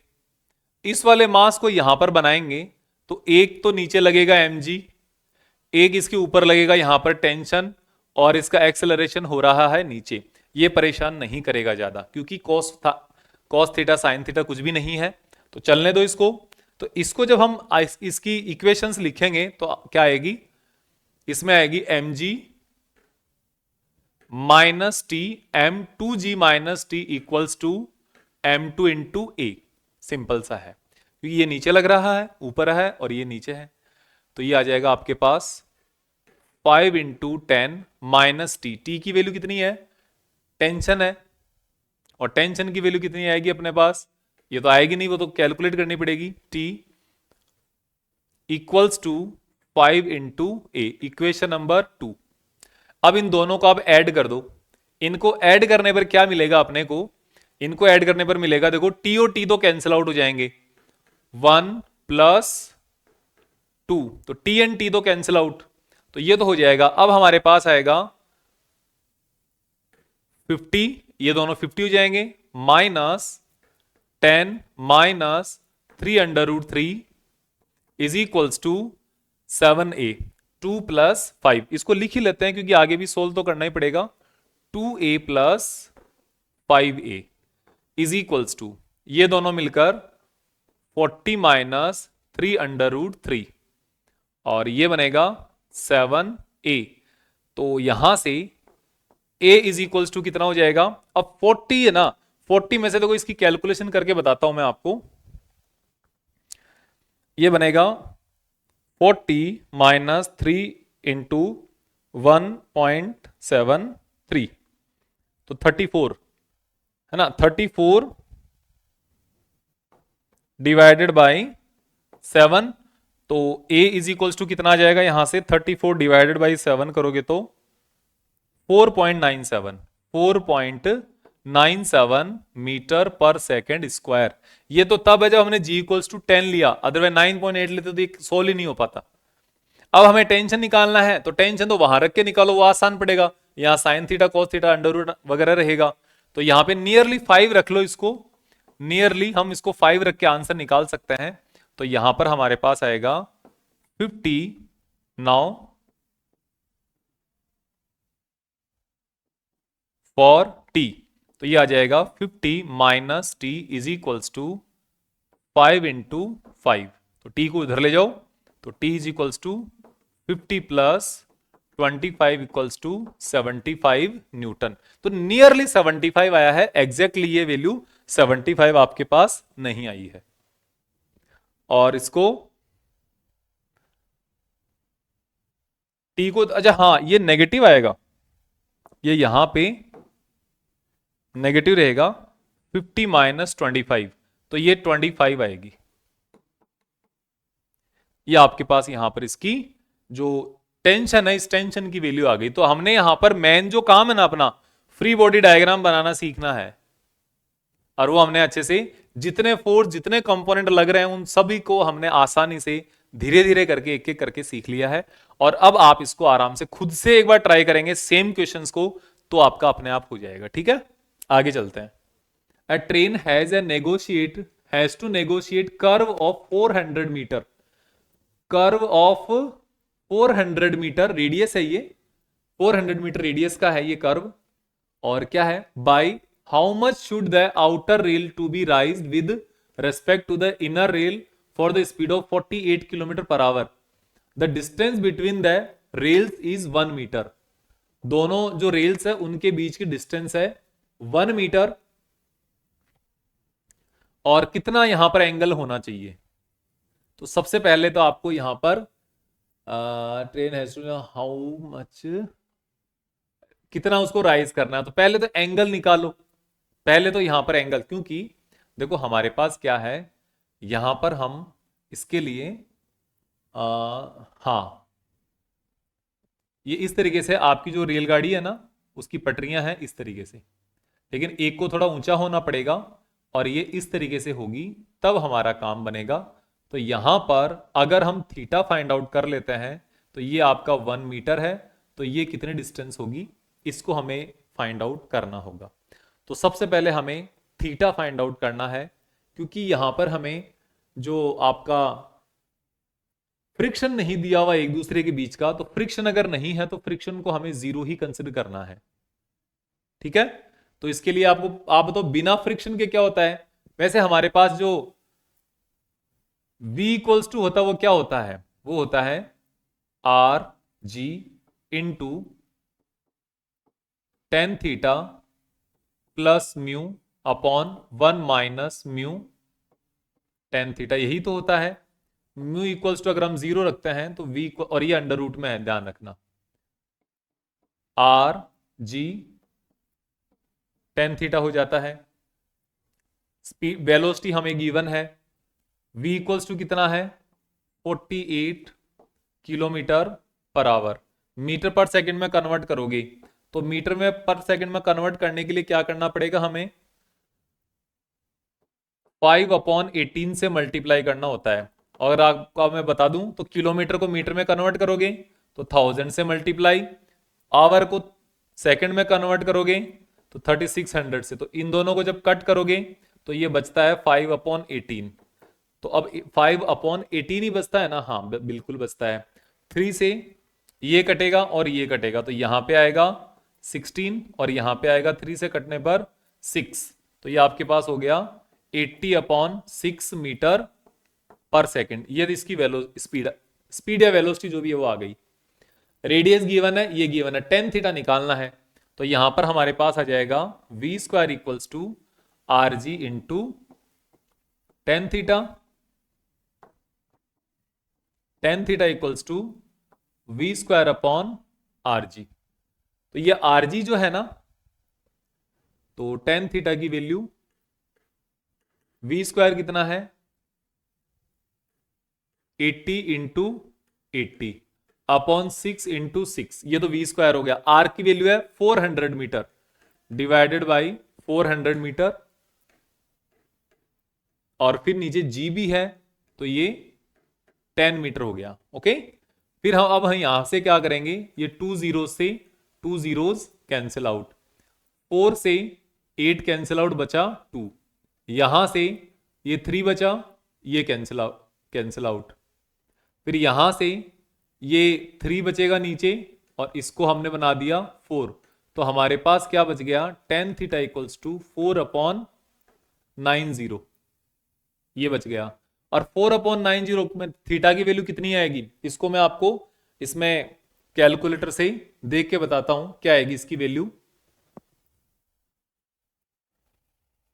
ये हो गया अपने पास 4 डिवाइडेड बाई 9, तो 0.4444 आ रही है। 0.44 और 9 जीरो है, ये 0.04 इतना है। और टेन थीटा की वैल्यू, इसमें टेन थीटा है क्या? हाँ है, 0.04444।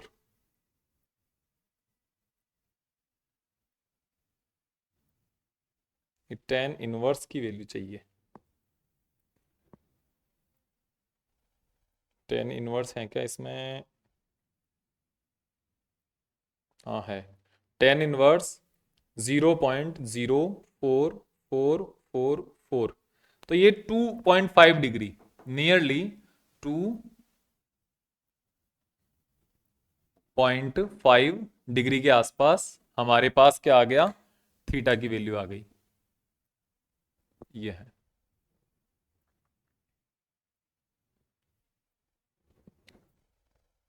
अब हमें चाहिए कि ये आगे से कितना उठा हुआ है। और वैसे आपको एक बात बताऊं मैं आपको, ये हमें डिग्री में तो कैलकुलेट करने की जरूरत ही नहीं है, हमारे पास यही थीटा है ना, तो यहीं से टेन थीटा ले लेंगे फ्रॉम द डायग्राम।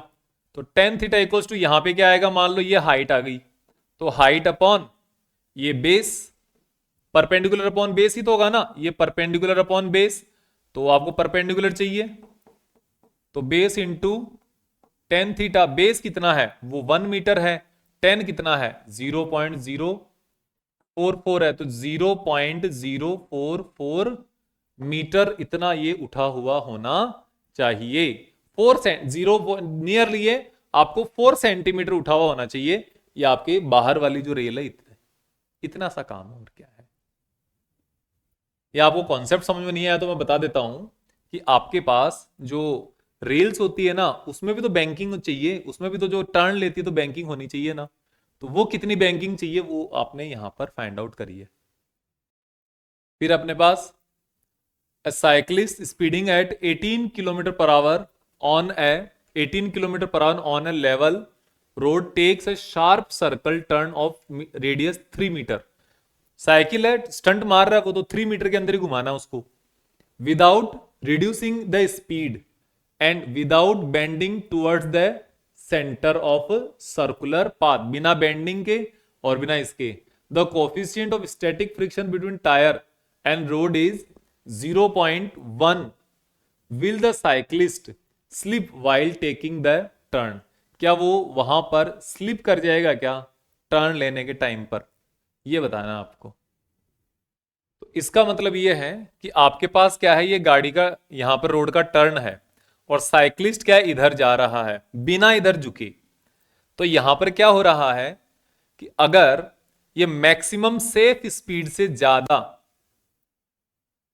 अगर स्पीड हुई साइकिल की, तो ये इधर स्किड कर जाएगा, यही तो है। तो पहले तो इसकी मैक्सिमम सेफ स्पीड कैलकुलेट करो। जब बिना बेंडिंग के हम इसकी साइकिल, जब हम यहां से इस तरफ जब जा रहा है, ये ऐसे बेंड कर लेता है और ऐसे कटता है, तो वो सेफ स्पीड इंक्रीज हो जाती है। लेकिन ऐसा तो है नहीं यहां पे। अगर वो कंडीशन आती तो यहां पे इसका फॉर्मूला बनता tan theta is equals to V square upon R G, या फिर आप कहो तो v equals to under root R G tan theta बनता है, कि उसको साइक्लिस्ट को खुद को झुकना पड़ता है उस वजह से, ठीक है। लेकिन यहां पर हमारे पास टेन थीटा इक्वल्स टू ये बन गया, और इसके लिए अपने पास क्या आएगा कि हमारे पास ये तो है नहीं, हमारे पास क्या है, हमारे पास सिर्फ ये है कि झुकना नहीं है उसको। तो झुकना नहीं है, तो उसकी कंडीशन में हमारे पास है v is equals to under root mu R G. Simple सा ये है। तो आप mu R G V max है ये, इससे ज्यादा स्पीड नहीं होनी चाहिए। तो ये कितना है? म्यू की वैल्यू 0.1, आर की वैल्यू कितनी है? रेडियस 3 मीटर, और जी की वैल्यू कितनी है? आप इसको 10 मान के चलो एक बार, तो ये आपके पास कितना हो जाएगा? अंडर रूट 3, मतलब 1.73 मीटर पर सेकेंड। और इसकी स्पीड कितनी है? इसकी वेलोसिटी है 18 किलोमीटर पर आवर। तो इसको आप मीटर पर सेकंड में कन्वर्ट करोगे तो 5/18, तो 5 मीटर पर सेकेंड हुआ कि नहीं हुआ। लेकिन आपको पता है कि this v is greater than v max, जो v मैक्स सेफ स्पीड होती है उससे भी ज्यादा स्पीड से चला रहा है, तो दिस विल स्किड, तो साइकिलिस्ट विल स्लिप। जो साइकिलिस्ट है आपका वो क्या हो जाएगा, विल स्लिप। ये आपको यहां पर ध्यान देना है। तो इस तरीके से हम क्या है यहां पर इसको बहुत अलग अलग तरीके से काम कर सकते हैं। तो इस तरीके से आपका ये जो चैप्टर है ये पूरा होता है। लॉज ऑफ मोशन थोड़ा बड़ा चैप्टर था, अभी क्या मैकेनिक्स के जो चैप्टर है थोड़े बड़े रहते हैं। तो यहां पर मैं ये सोच रहा हूं आपका एक चैप्टर का ये एक वीडियो देख लो ना, उसके बाद आपके कोई डाउट ना रह जाए, फिर आपको कभी दोबारा ये मलाल ना रह जाए कि यार ये 6 घंटे का 4 घंटे का वीडियो देखा। मान लो मैं यहां पर 3-3 घंटे के 2 अलग अलग चैप्टर के वीडियो बना दूं, फिर भी आपको कहीं कंफ्यूजन हो, आपको देखना 6 घंटे का ही पड़ेगा कहीं ना कहीं। 3-3 घंटे के वीडियो बनाने से एक चैप्टर का पूरा अगर 3 घंटे का वीडियो बना देते हैं तो उसमें कोई कॉन्सेप्ट नहीं होता। जो चैप्टर 10 घंटे में पढ़ाया जाता है क्लास में अगर आप मानो, तो उसको 3 घंटे में कैसे होता है। दो तरीके से हो सकता है, या तो कॉन्सेप्ट को छोड़ दो या फिर एक्सप्लेनेशन करने में जल्दी कर दो, दोनों में से एक ही पॉसिबिलिटी हो सकती है। या फिर सब कुछ यहां पर लिख के लाएं और केवल आपको समझाते रहें, या फिर ऐसे हो सकता है। तो ये चीजें अधूरा काम होता है, तो वो मेरे को इतना ज्यादा पसंद नहीं आता। लेकिन हाँ, मैं एक चीज को आपको एश्योरेंस देता हूं कि आप अगर एक बार ही इस टाइप का वीडियो देख लेते हो, इस टाइप की क्लास देख लेते हो, दोबारा फिर आपको उस चैप्टर को छेड़ने की जरूरत नहीं है 2 साल तक, कितने भी साल तक, जब तक आप फिजिक्स तैयारी कर रहे हो। यह अलग बात है, आपको क्वेश्चंस बहुत ज्यादा देखने पड़ेंगे, चैप्टर नहीं पढ़ना पड़ेगा दोबारा। ठीक है, अपने फ्रेंड्स के साथ शेयर करें, लाइक करें वीडियो को, कमेंट करके बताएं आपको कौन सा चैप्टर चाहिए या कौन सा ये वाला चैप्टर कैसा लगा आपको। मैं कोशिश कर रहा हूं कंटिन्यूअसली डेली आपके लिए एक वीडियो लेकर आऊं। और जो मैंने कमेंट्स पढ़े हैं, काफी सारे लोग अच्छा भी बता रहे हैं और उनको अपनी डिमांड भी कर रहे हैं, तो वो भी सब मैं रेडी कर रहा हूं। 1 बाय 1 सब आपके पास आते रहेंगे। Thank you very much. Video को लाइक करके जरूर जाएं और अपनी क्लास में जितने भी दोस्त हैं, आपके फ्रेंड्स हैं, सबको साथ शेयर करें, क्योंकि सबको पता है फिजिक्स में हर एक पर्सन की हालत टाइट रहती है, ज्यादातर की टाइट रहती है। तो उनको हालत को टाइट को ढीली करने के लिए, आराम देने के लिए उनके साथ शेयर करें। Thank you very much. मिलते हैं नेक्स्ट चैप्टर में, नेक्स्ट वीडियो में। तब तक के लिए बाय।